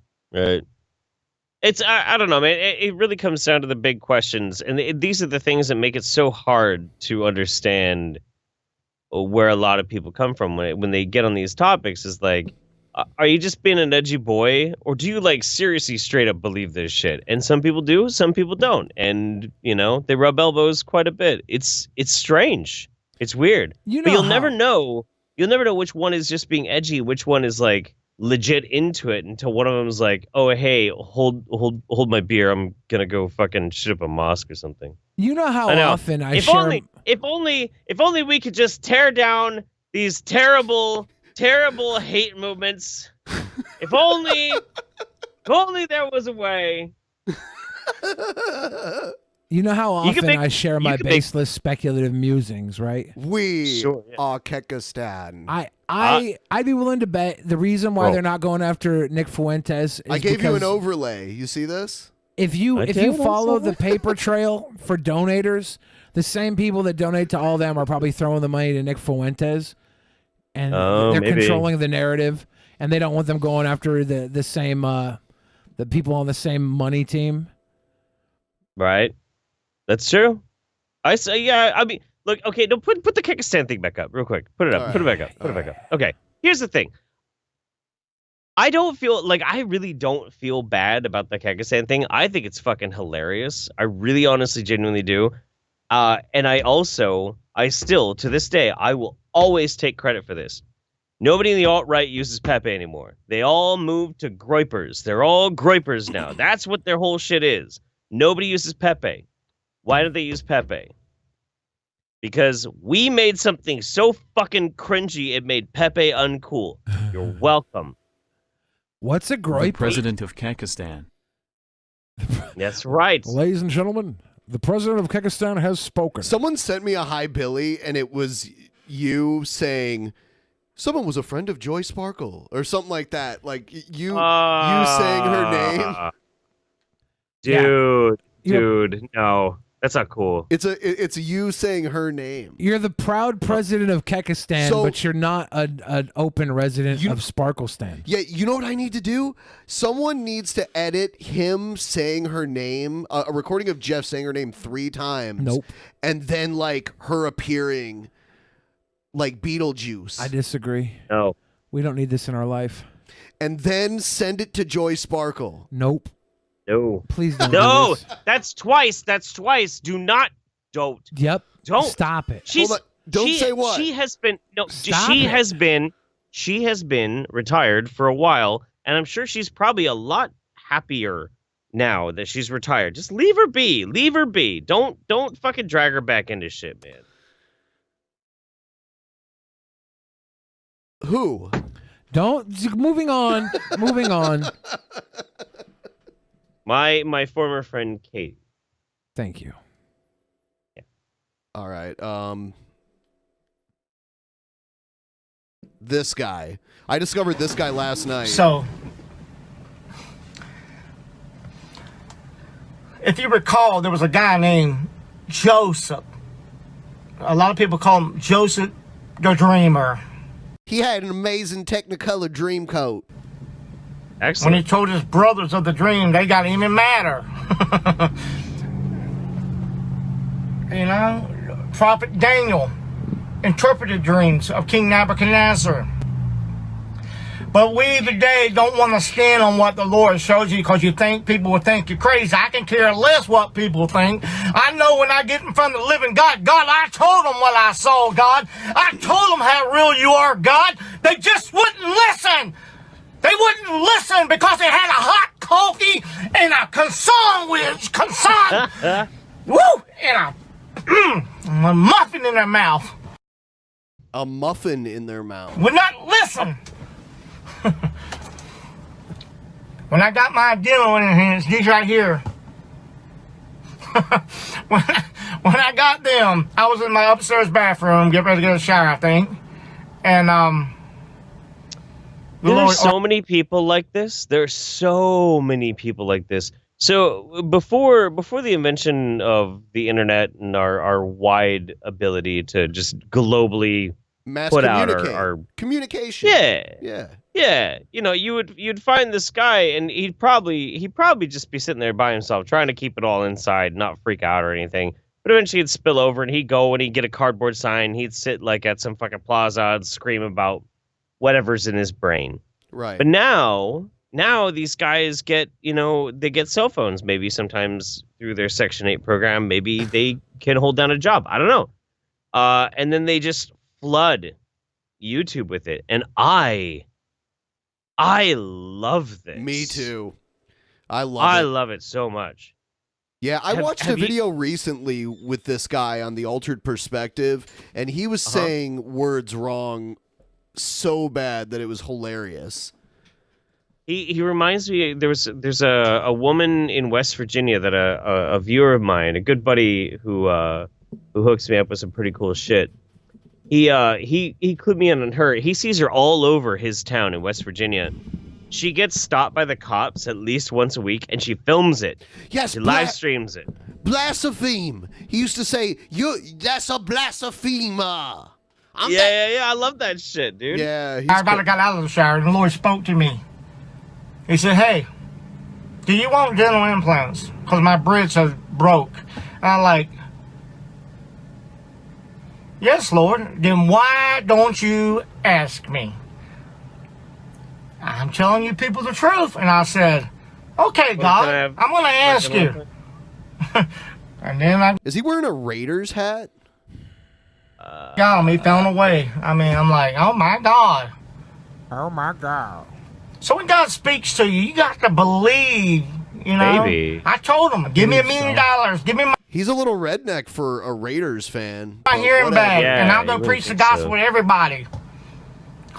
By the way, I just remembered something, so I'm going to bring this up before we get back into the video. Man, I love this show. I love my co-hosts. I love the fans so much. I am making the sacrifice of a lifetime for all of you. Episode 666, I'm gonna miss Ohio State versus Clemson. Undefeated Ohio State versus Clemson, the number 1 team in the nation versus number 4 team in the nation for a spot in the national championship game. I'm gonna miss all of that. I can corroborate that too. Me and Ben, every football season, we end up like texting each other talking about it, and he's always talking about Ohio State because his team is really fucking good. If you're into teams that do really well, fine. But like football, especially Ohio State college football, is like something that is major for Ben. He's giving it up for all of us. I'm dying for your sins. I love the fans so much that I don't like anything else but the fans. Nothing. Wow. Just the fans. Wow. I have to give up nothing for them because they are everything to me. Wow. Yeah, I just saw Billy eat a green mushroom for his one-upsmanship. Felt good. I was pretty much ignorant. I did not know. And he said to me, "You're going to preach it anyway." All right. And all you people out there, you know, I do use God said to me and talks to me because I walk with the Lord. I walk with Jesus. Jesus is with me. I love Jesus. And I stand on the word of God. A lot of people do not stand on the word of God. They say, you shouldn't say you talk to God. Well, you shouldn't be running with the devil, brother. Why not? You ain't talking to God. You're talking to the devil. Are you sure you're not talking to the devil What disguised is as he God? doing? What a weirdo. Is he driving a delivery van right now? I don't know, but the he should not be driving and playing Blasphemy Go. Blasphemy Go. Yeah. Or Blaspheme. Blaspheme Go. Blaspheme Go. Yeah, I don't know. His last video that I watched was way more entertaining than this one. This video was pretty cool because I got to piss break during it.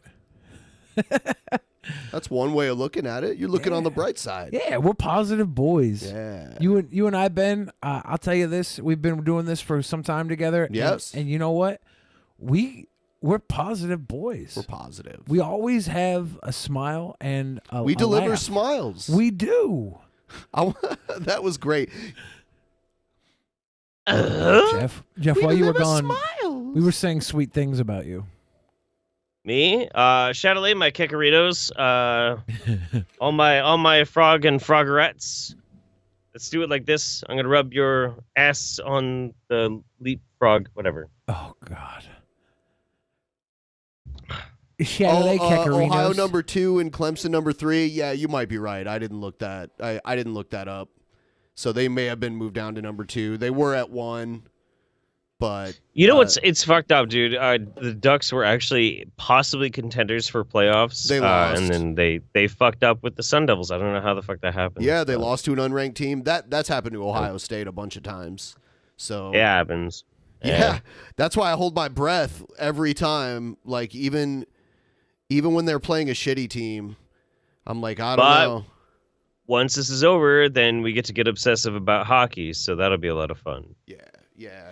Hockey is insane. I'm so glad I'm not a fan of any sports. Why not? Because I don't have to care about this shit. It's freeing. It's dude. You know what the best part about it is? Okay, so I have a friend of mine named Amanda. Amanda is great to go to a hockey game because you go and you get the cheap fucking beer and the cheap ass popcorn. And you sit down, you watch some little local team, and all of a sudden, this tall ass bitch is like, "Yeah, you're gonna get fucking wrecked. Fuck you!" Blah blah, and starts screaming at everybody. And you're like, "Wow, what are you doing?" It's like, "Getting into the game. It's cool. Let's go. Let's go." You get a few beers in you, and then you start doing it too. And suddenly, it's the best time you've ever had. It's infectious. It's great. I think that my anxiety is too bad to care about sports teams growing up in a city like Seattle where we've had nothing but heartache season after season after season, with the exception of like one season where the Mariners had the greatest season ever and then heartache in the post game. We had like one season where the Sonics almost made it to the playoffs in my life. They made it like before I was born. Then they took the Sonics away. We had one awesome season with the Seahawks, and then the next season they did really well, made it to the Super Bowl, and then basically gave it away to we don't New England. talk about that. We don't talk about that. That was our boy Russell Wilson getting into the Illuminati. After that, they're like, okay, you're on the Illuminati now. We're gonna give you Sierra and a fucking contract. He sacrificed the Super Bowl for the Illuminati. Dude, what Jeff is talking about though, like in my hometown, we had like a bruiser hockey league. Watch this. This is just like an afternoon at every hockey game. There's like there's like a patch of red ice in the middle of the rink, or like all over too. Oh, dude, this is brutal right here. This is brutal. Look at this. Look at this. He's out. He's fucking out, dude. Dude, he took like 5 or 6 uninterrupted shots to his head while his head was sitting on ice. If I want to see people fight, I want them to be dressed up like clowns or like police officers, like in WWF. You know what? You know why sports are so interesting? When you get into sports doing this kind of thing, it's because you're willingly getting into a group hypnosis. People fighting on ice is entertaining, though. Yeah. I got my group hypnosis at professional wrestling. There was like once or twice a year they'd come to town. That's all I had to commit to tickets for. And I could watch every night if I wanted to, and I fucking did. But I never had to worry about a team like doing well in a season then sucking, because everything was set up telling the story. My team, if they sucked that season, I'd still get a story that I could invest in. Whereas if my team in Seattle sucked like they usually did, then I would just be bummed out. You know, the funny thing is that this is semi-pro. They're even dirtier when they're not even making as much money. Like there's dirtier fights in these. Oh yeah. This is like. But why would you? They're not even as good as NHL players. But why would you get in fights if you're in the NHL as hard as this? You've already made it. You want to protect your stash.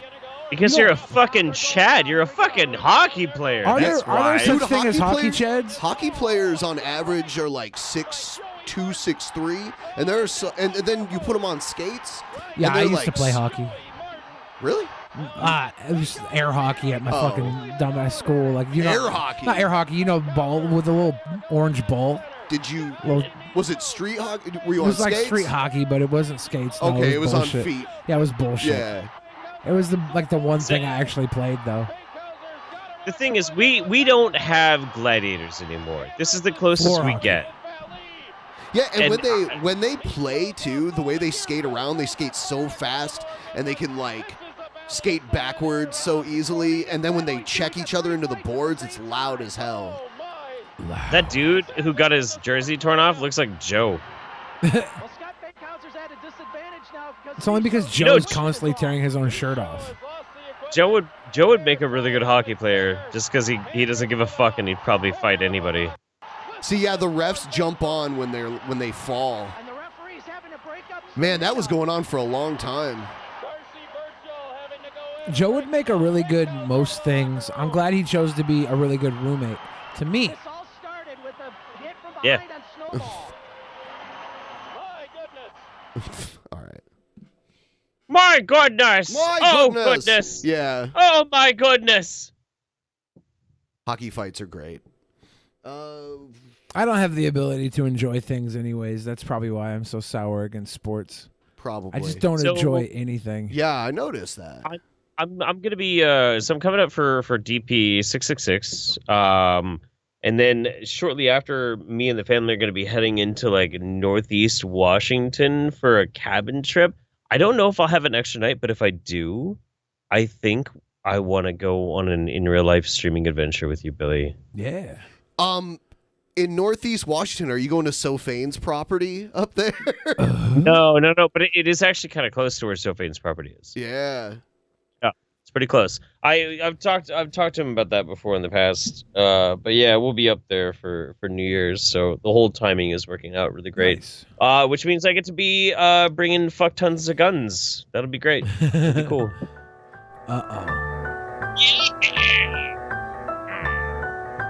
Here comes Santa Claus, right down Santa Claus Lane. Blitzen, blitzen, all of his reindeer pulling on the rein. Bells are ringing, children singing, all is merry and bright. Is that Pepe the Fridge? This is a groiper. I didn't know what a fucking groiper was. That's a groiper, yeah. I had to look it up. Say your prayers, 'cause Santa Claus comes tonight. Okay. Well, could you imagine if this fucker rolled out of your chimney? I'd push him back in. I'd push him right back into the fire. Let's start a fucking fire, yeah, for sure. Von Helton, the Earth is not flat, and if you think it is, debate me. I'll fucking destroy you, cuck. Yeah, let's do it on, dude. Let's do it on DP. Von Helton, the Earth is not flat, but your singing voice is. Oh, shit. That's true. That's Hi, true. everybody. Robert Dyer, and welcome. Welcome to the Robert Dyer Channel Christmas Countdown, where once again I have another incredible limited edition product for Christmas love this dude so year. much. Okay. He follows us on Twitter. I want to do a proposal for Actual Mania. What? I propose Robert Dyer versus Review Bra in a review battle. I don't know if you guys think that's stupid. Tell me in the comments. Is it Robert Dyer or is it any of Robert Dyer's alternate personalities? It's got to be Robert Dyer when he's reviewing one of his soda Tarnation brands. Bob. Tarnation Bob. Yeah. When he's doing, he's got to be doing a review. Well, he's kind of like he's kind of like Mankind, you know. It kind of is a bit like Mankind, isn't it? Yeah. He's got to be doing a review because we got to put him up against Review Bra in the battle for the top reviewer. I think if you let Tarnation Bob go up against Review Bra, it's not going to be very fair. Tarnation Bob is a whirlwind. I've seen a lot of candy canes Against over the Review years, Bra? but I've never seen any like this. Man, I think your Review Bra might be the fan favorite. Whoa. This is a set of candy canes that has 3 of the most famous soft drinks in the world, all in 3 of one the most box. famous soft drinks. AMW root beer. It's one of the more famous root beers. Do you guys? When you think of root beer, what flavor root beer do you think of? Do you think of Mug, AMW, Barks? Do you think of Dad's? Remember Dad's root beer? Yes, they still sell that some places. I usually think A&W Or then Faygo Barks. root beer.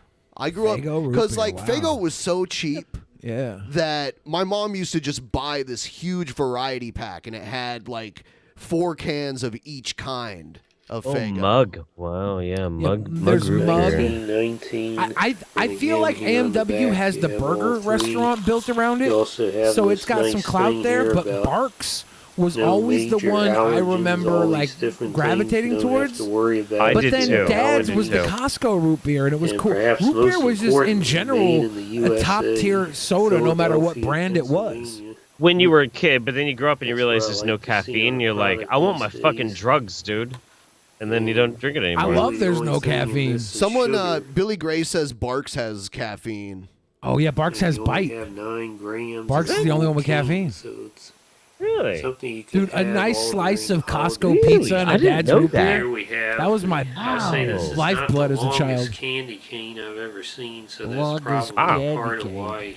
Well, thank you for educating me, DP audience. I appreciate that. Virgil's root beer, yeah, dude. You know what? Root beer is awesome. There's a restaurant. I think it's still. Or I don't know if it's a restaurant. It's a root beer store. And they sell like hot dogs, and they have the most choices of root beer. Oh shit! It's in Linwood. Here we go. Oh shit! Here we go. Hold on. I love what he does. Port of call, Stockholm, Sweden. Stockholm, Sweden.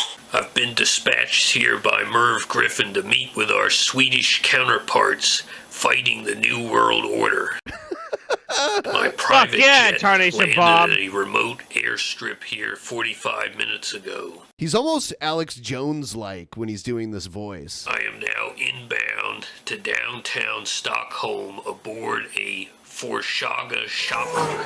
It's a vintage 1970s Swedish moped with a micro car front, 3 wheels, and a cargo space behind the driver's seat. Can you see it?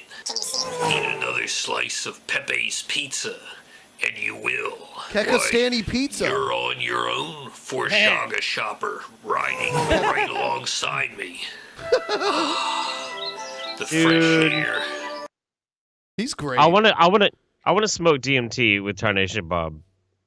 There's nothing like being in Sweden for the Christmas season. All the Janssen's Temptation and Swedish meatballs I can eat. I've packed some peanut butter and cloudberry jam sandwiches. Here aboard my Forshaga shopper, we must prevail and preserve this European culture for future generations. Whoa. You get a little 1488 in that one there, bro. Yeah, what just happened there? You get a little preserving my culture there, bro. Do you like cloudberry jam sandwiches? No. Wait a minute. You're wearing dungarees. A New World Order mole. Halt. Stop, traitor. Come back here. I have to say that this is fairly accurate in representing Dr. Pepper. The best way I can describe it is that this dude is the best YouTuber on YouTube. I swear to God. Dr. Pepper minus the carbonated bubbles. I grew up on public access here in Seattle. I think the balance of the ingredients and are a little bit YouTube out of is whack like in that so you taste much the cherry more prominently. like a baby of all that. Whatever that fruit It is. You would have It some of the really is. weirdest shit when people weren't governed by like a cherry to me. by a I don't taste the cherry budget strongly or and like separately as censors I do and with stuff. candy Standards and cane practices. version. I You do just give think someone a this is great, camera and let especially them with do the their other truest three. expression. Seems like these will last No. fairly You get shit long, like this. so that Just go. you could Just have go. all Anything three weird in your different brain, flavors during put on one camera. Put on film. Christmas Let's go. movie You're watching, for example, I like that. and it would only be about 27 grams of sugar. So that's not bad. Oh. It's good to have a long-lasting, fat-free dessert treat you can have during the Fat-free. holidays. So Yeah, I'm gonna fat free doesn't count when it's all sugar, you fucking diphthong. Eat more fat, Robert Dyer. You need it. You look like Chicken Little and Frankenstein. Fuck off. I'm mad. But was he wrong? Was he wrong? Is he telling any untruths? 100% untruths. This fat-free industry that was brought about in the late 80s, early 90s was to push sugar onto our children and cause onset childhood obesity. And him using the term fat-free in 2018, 2019 to 2020, it's a gross indecency towards humankind. Is he a snake? Is he a parcel tongue? Is he trying to spit some fucking lies out there into the world? I'm saying, I don't know if he's CIA plant or what, but you gotta get rid of this high fructose corn syrup. Hang on. First of all, obviously he's a plant. I don't know what type of plant. I was gonna say like maybe a type of lettuce, but that's Chia just a pet vibe I even? get from him. But also, high fructose corn syrup is just sugar, dude. It's just sugar. It's not just sugar. Oh man, Yeah, you it guys is. could It's just probably sugar. have like a macronutrient debate too. It's just sugar. It's just a sugar. It's not just sugar. Yeah, it is. It's just High sugar. fructose corn syrup. It processes the exact same. It processes the exact same in the human body as sugar. But let me tell you why high fructose corn syrup exists. It's to subsidize the corn farming market, create a business where business should not be, take out sugar where actual sugar should be, and replace it with Frankenstein's fucking sugar. That's the problem. I agree. That's I the agree with problem. you. I agree with you. The subsidization that they did for the corn industry is fucking terrible. Like you can actually look at what happened with the corn industry in America as one of the most overt examples of corruption and favoritism with legislation. Yeah, dude, I'm with you. I agree. I'm just saying the biomechanical processing of high fructose corn syrup is the exact same as sugar. Like our body doesn't know the difference. The processing, the production of high fructose corn syrup, in its design, is to put an overabundance of sugar out there. We should not have this demand for sugar where we have to turn corn into sugar, and that's the problem. That's the problem. Yeah. High fructose corn syrup is the part of a system that is tearing us apart. If you can't put real natural sugar into your food, you shouldn't be making it. You shouldn't be taking. Could. Well, then why don't we? Supply and demand, and they're supplying us with this high fructose corn syrup. Here's what we don't. What we're talking about, the reason why high fructose corn syrup is used more often than regular sugar is only in instances where people are manufacturing things of such high volume that they actually do see a significant savings by going with high fructose corn syrup. Yeah, because it's made from like sugar. Corn byproduct, right? Right, It's but like, the thing is, it's the savings in it is only negligible. Now that negligible for anything that's like regular understanding for us, all the way up into like tens of millionaire kind of people, like that savings means nothing. But if you're talking about fucking clown money, like billions of dollars, more than billions of dollars, like suddenly that difference is like the GDP of countries. And that's why they go for it. It's because it's only the slightest, barest percentage marginalized, cheaper way of doing it. And that's it. That's why they do it. And then like literally they lobby the government to make it so growing corn is cheaper so they can continue to do that and make that tiny margin just a little bit tiny bigger so that they can get massively more fucking wealthy. That's why they do it. We need to wake up as Americans and stop buying all this sugar bullshit. Yeah, probably, yeah. We need to. I'd agree. We I'd need agree. to. We're making people rich while they kill us. My argument though is very simple. Like I'm fucking on board with you. Revolution, burn the fucking bourgeoisie. Oh, sorry, I'm gonna cover that. I'm with you on all that.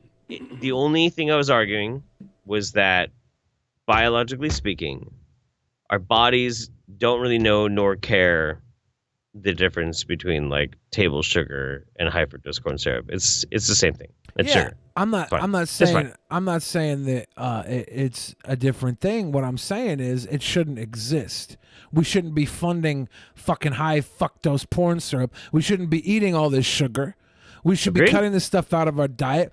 We should be Okay, you know what's fucked up? Here's a good example of that shit though. Here's a great fucking example. So say you want to go and you want to get yourself like a burger from McDonald's or a burger from Carl's Jr. or Hardee's or wherever the fuck you're going to, right?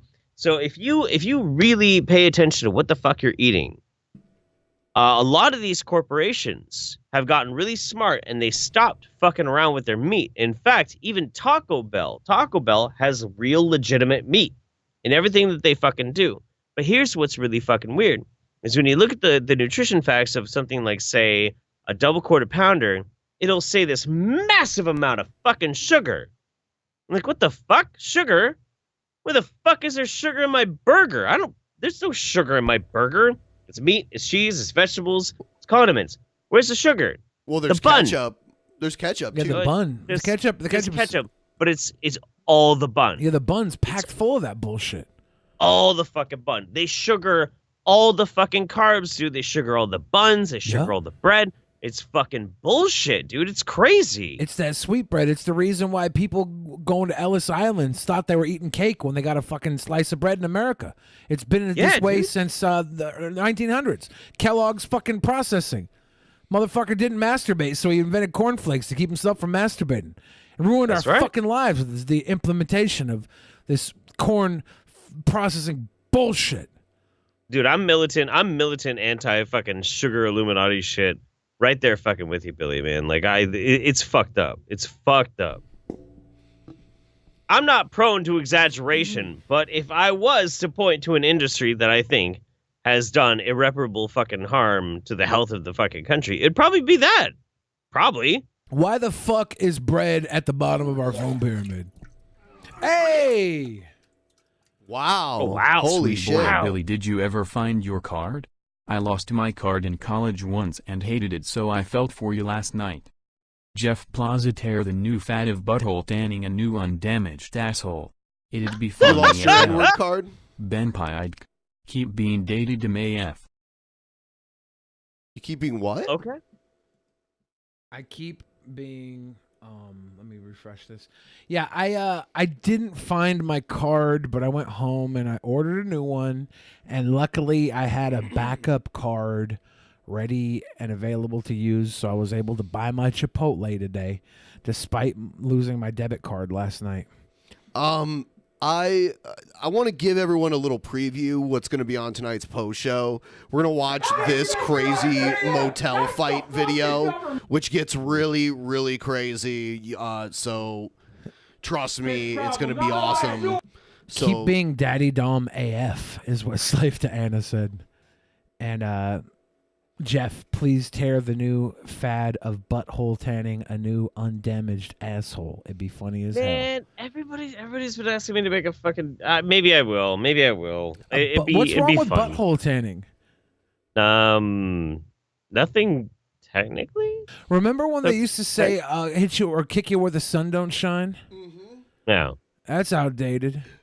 Assholes been so open these days. People love licking them and kicking them and staring at them. I love to lick them. I love to sick them. I don't remember what he said, but I'm an ass man. You guys both have been to San Francisco before, right? Yeah. A long time ago. Okay, well then I'm not asking Ben. I'll ask Billy. So I'm looking for a place to go in San Francisco this weekend, because I'll be down in San Francisco this week. You gonna go to Fisherman's Wharf? I don't know. I know I'm gonna be in the finance pier area. That's the pier area. There's the tech area where like Twitter and everything headquarters is. That's a nice fun street. I'm gonna be really close to that. I'm actually gonna go. I'm gonna go ask Twitter to reinstate my girl Laura Loomer's Twitter account. Yeah. If you go to Fisherman's Wharf, you can also take the ferry out to Alcatraz too. It's like right there. I don't think I'll have the time for that. You can get a bottle and just kick it on Mission Street with all the homeless. Yeah, do that. That actually does sound pretty good. It's pretty raw. But yeah, there's options. Fisherman's Wharf is a fun little place. Go down there and see the water and maybe get a coffee, chai latte, take a shit. I don't know. Fun stuff. Egghead says Egghead said he cut his promo. Oh God, get ready to cringe. Go fuck with the Full House in San Francisco. Go take a nice picture in front of the Full House house. Oh, dude, that's a fucking great idea. Holy shit. How many people are you going down there with? Just me and Mems. Okay, maybe you guys should get a tripod and set up an entire video recreating the entire intro. Oh my God! All right, so here's it's a lot of work. Here's Egghead's promo. All right. When I have this belt, The Full House is underwhelming. It is underwhelming. Hard. Very underwhelming.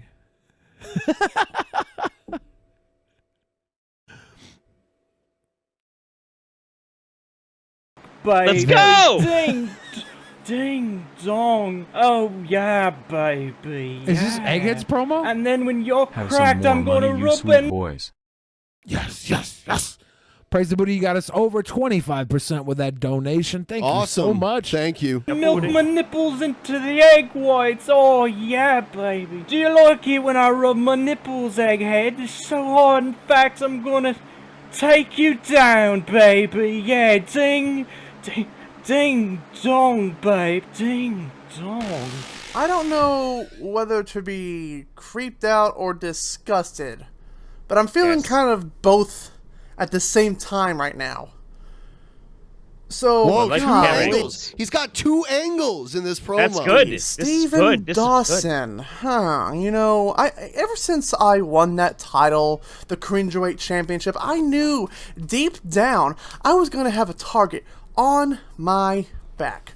A huge fucking target has been placed right over my open heart surgery scar.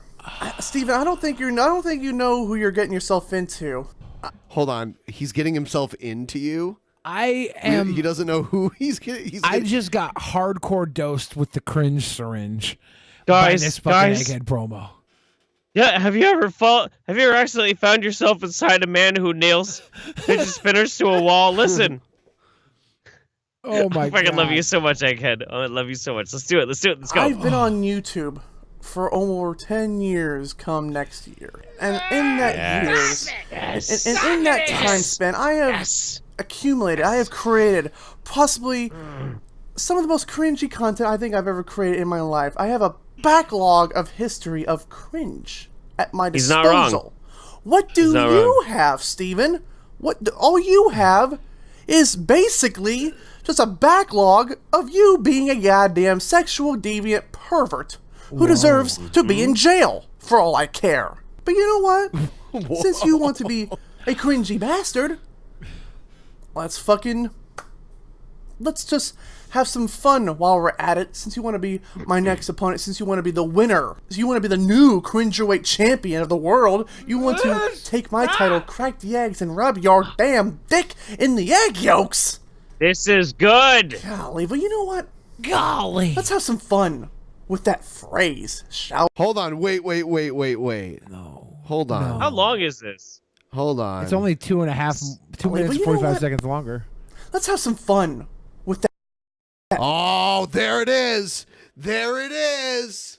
Oh, no. Phrase, shall we? Let's just go ahead and smash some fucking eggs on over my goddamn head. A few moments later. This is the second challenger to my title. So, 1 egg. Stephen Dawson, you are nothing to me but a sexual fucking deviant pervert who should be in jail for the rest of his fucking life. I've seen your goddamn videos online. They're not cringe at all. They're fucking laughable. They're just laughably Your videos are good. I've seen your videos. They're good. They're not cringy at all. I wish someday, I don't know when this will come up, but if ever there's a point where Egghead needs to like be escorted out to an event, I want to be his pallbearer. Okay? I want to be walking out with like the golden rack of 12 eggs, like a dozen eggs, like yeah. Jacob Wilbur. Yeah, you. Greatest of all time. Next Friday this Friday is the first private show. Friday the 13th. And then on the 20th is actual Mania. So you guys might as well sign up now. Yeah. Sign up now so you can catch both shows live. Friday the 13th show and then actual Mania on Friday the 20th. Fucking stupid. I've made so many cringing moments on my videos. From Colton's Corner where I dressed up as multiple fucking characters, especially a woman named Manders of all things. How about the Egghead hour that was never an hour? What the fuck How was I about the even fact thinking? that Egghead is taking like 5 minutes to respond to something that was a cut-up joke? But hell, let's just fucking do it. In order of you, Stephen Dawson. Egghead and Egg Tits need to move out to the the Pacific rub it in there, Northwest. baby, yeah. Oh, fucking nasty ass pervert. That's for you sick bastard. And now, also, this is the first title defense of mine, and the second opponent I am facing in actual what are you Mania. doing? And you know, Steven, I would be able to take you seriously if you didn't sound like a goddamn Austin Powers ripoff. That's all you fucking sound like is an Austin Powers. Take Egghead to promo class here. What about the length of this promo? Okay, Egghead, the amount of cringe per minute is too damn low. You should be 30, 40 seconds pure adrenaline cringe, 2 or 3 cringes per second. I think he's making this like a vignette almost. The amount of cringe here is long, drawn out. It's like the crock pot of cringe. It's I like just the sitting use there of the stewing. props. The props are good. The props are good. There we The fact that it took him 2 cracks to crack an egg on his forehead. That's like Chris Chan trying to break his PlayStation 3. But yes. Stephen Dawson, I don't care if you consider yourself The double a camera cringy clips is so motherfucker. I know deep cringy. down you're nothing but He a put sexual so guy. much time and that's love good. into this. I like that. He put so much time and love into really this. good. That's good. cringy. I know That's deep down cringy. you're it's nothing good. but a sexual Good. fucking pervert. But anyways, when you do lose in actual Mania 3, I'm going to be laughing my ass off. And I want to make sure that you never see the light of day again. And while you're crying, asking for that sweet, succulent baby, yeah, I'm gonna be laughing my ass off. And at the end, I just don't give a damn about you whatsoever. Oh, no! Oh, what? Wow. Hey, by the way, did you guys ever notice that Egghead and Repsion have very similar facial structures? No. They do. They totally do. Like, wind his video back like 15, 20 seconds or so.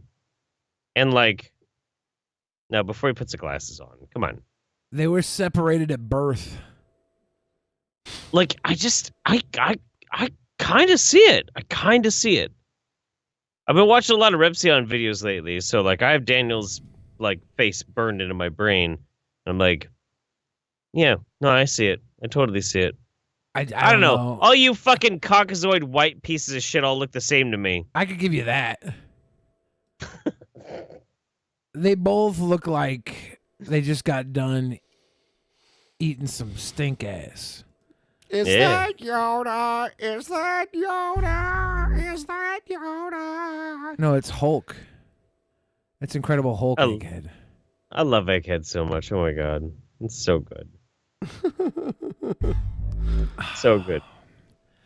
Yeah, Egghead, this promo was long, drawn out, cringy as fuck that you actually like took the time to edit it and everything. Oh man, you are a cringe magnet. Oh shit, hold on. So good. Okay, we gotta more. see. We gotta Wait, see. We gotta there's see. more. Yeah. It's on, motherfucker. Dude! Yes. Yes, that was good. That was good. Can you believe that his family put him through film school? Yeah.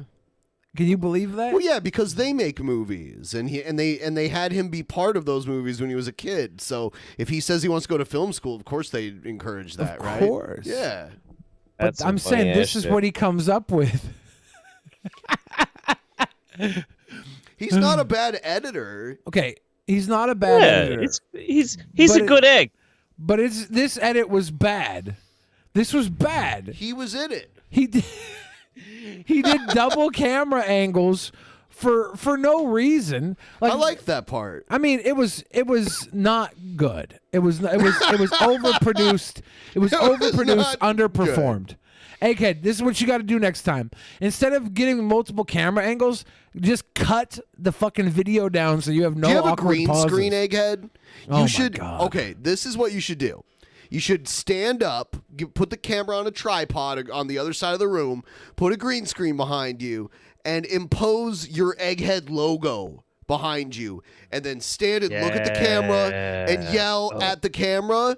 That's how wrestlers in the 80s and early 90s used to give promos. They just had like their logo on a green screen behind them, and they would yell like, They would yell until their coke high mellowed out. Cream of the crop, yeah. Yep, yeah, like that. As you, Hulk Hogan.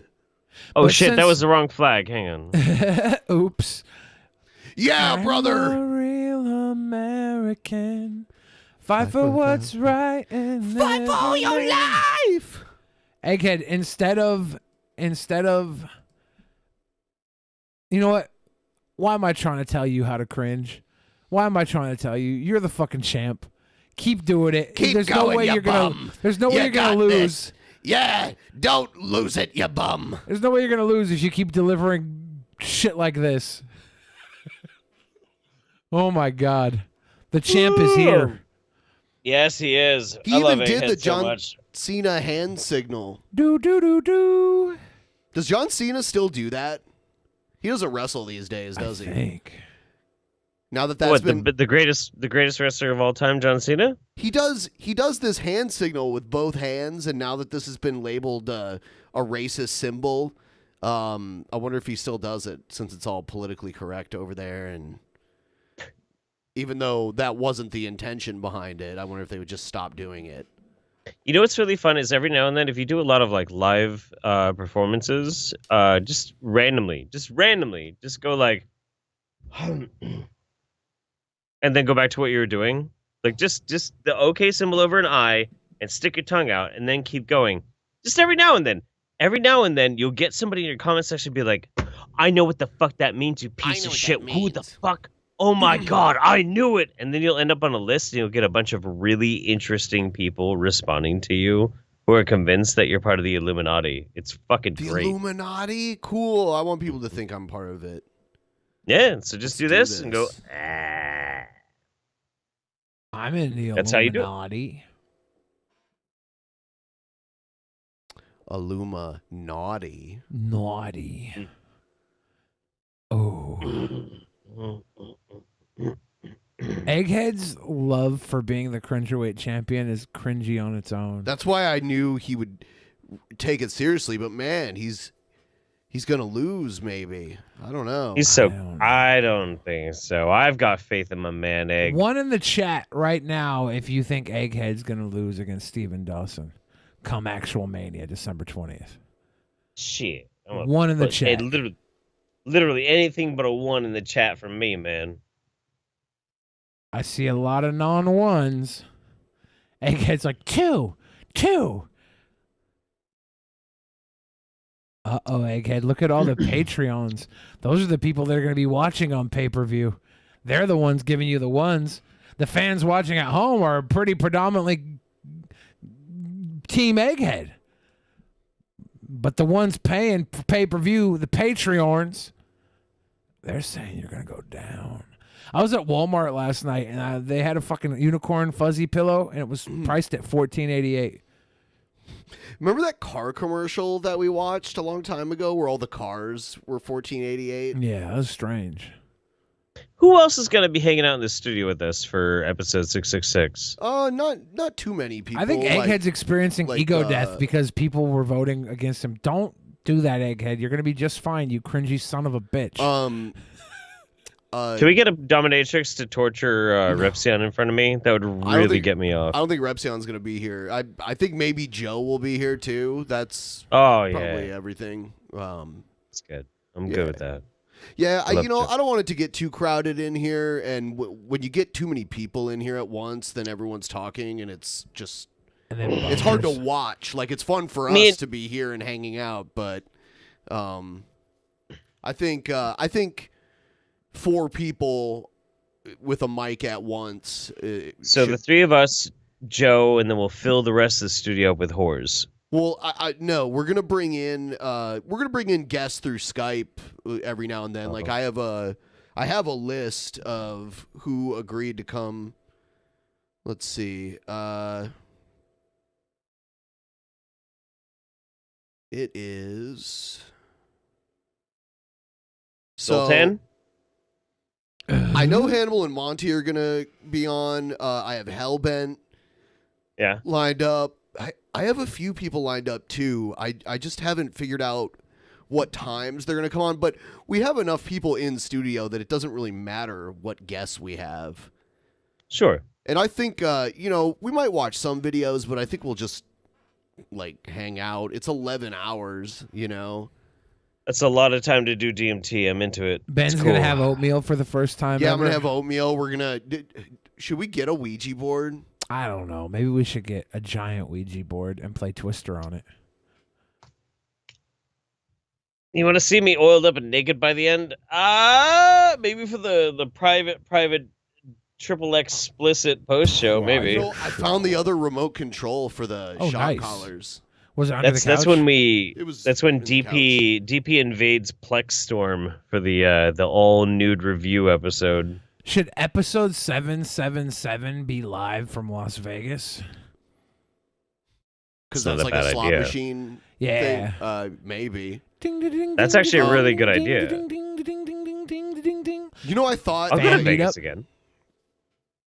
Yeah. The last time I was in Vegas, somebody was rubbing their balls against my balls. I don't know what you're talking about. Or... it was all a haze to me, so I don't know who it was. Just some mysterious stranger came and tackled me and put their balls against my balls. I know I put my balls against nobody's balls in Vegas. Oh, it's weird. It's a mystery. Still trying to figure it out. Yeah, I'm going to eat oatmeal for the first time. People have been trying to give me oatmeal like tips. We're gonna summon like how to demons make oatmeal recipes to give Ben oatmeal tips to what to put in his oatmeals. We're gonna get the Ouija board and ask them what should go in the oatmeal. Maybe we should ask them early on the show. Then I could do a store run and buy it, or should we just buy a bunch of stuff in case the ghosts? Because what if the ghosts say some stuff that we don't have on hand? I don't know. That ghost meal, that sacrificial goat meal. Well, gentlemen, I have a giant vat of red beans and rice I have to attend to. Yum. I'm gonna Sounds bomb. yeah.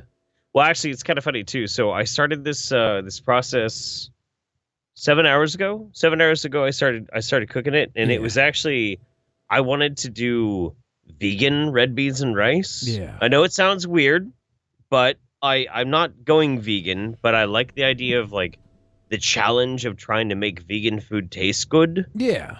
And so started cooking like 3.5 hours into cooking it. I take a sip and I'm like, that's good. But so I had Memory take a taste it, and I'm like, so what's it missing? She's like, pork, dude. It's missing pork. It's fucking amazing. It just needs pork.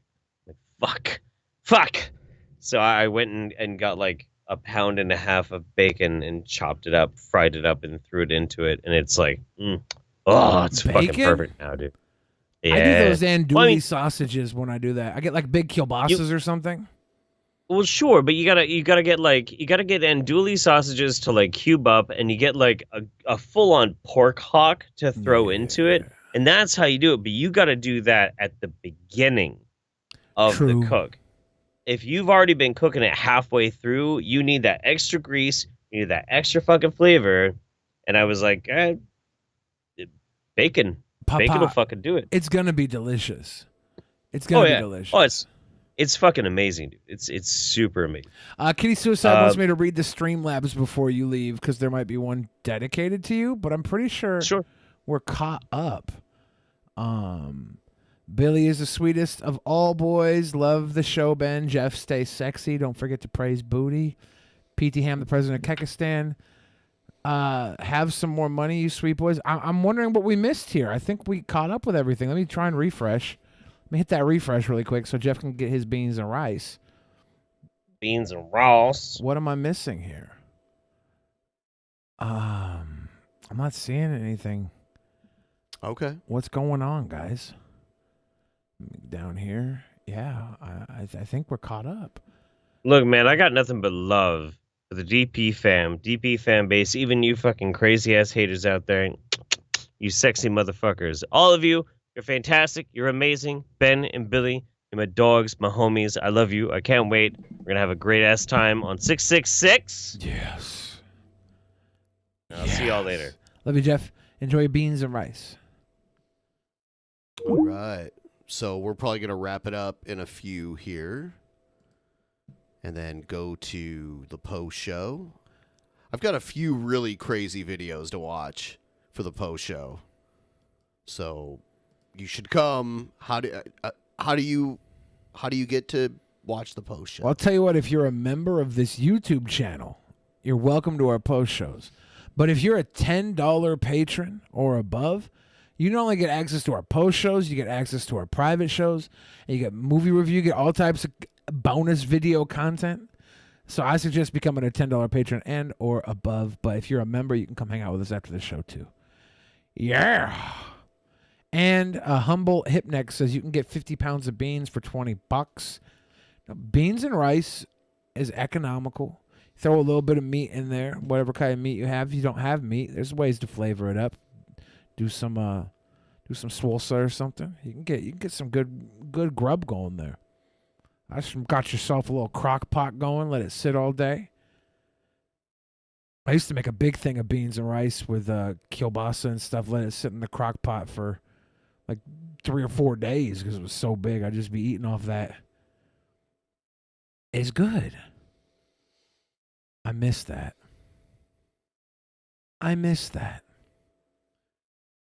But now I have to eat Chipotle every day because of my diet. If I don't, I'll get fat again. And they have beans at Chipotle. I guess you get beans and rice at Chipotle. Yeah, you can. Drunk as shells. What we do. All right, so we are going to do the post show. I don't have the links posted yet. I'll have them posted soon. So everyone check that out. Thanks, everybody. Have a good night. Have a good night.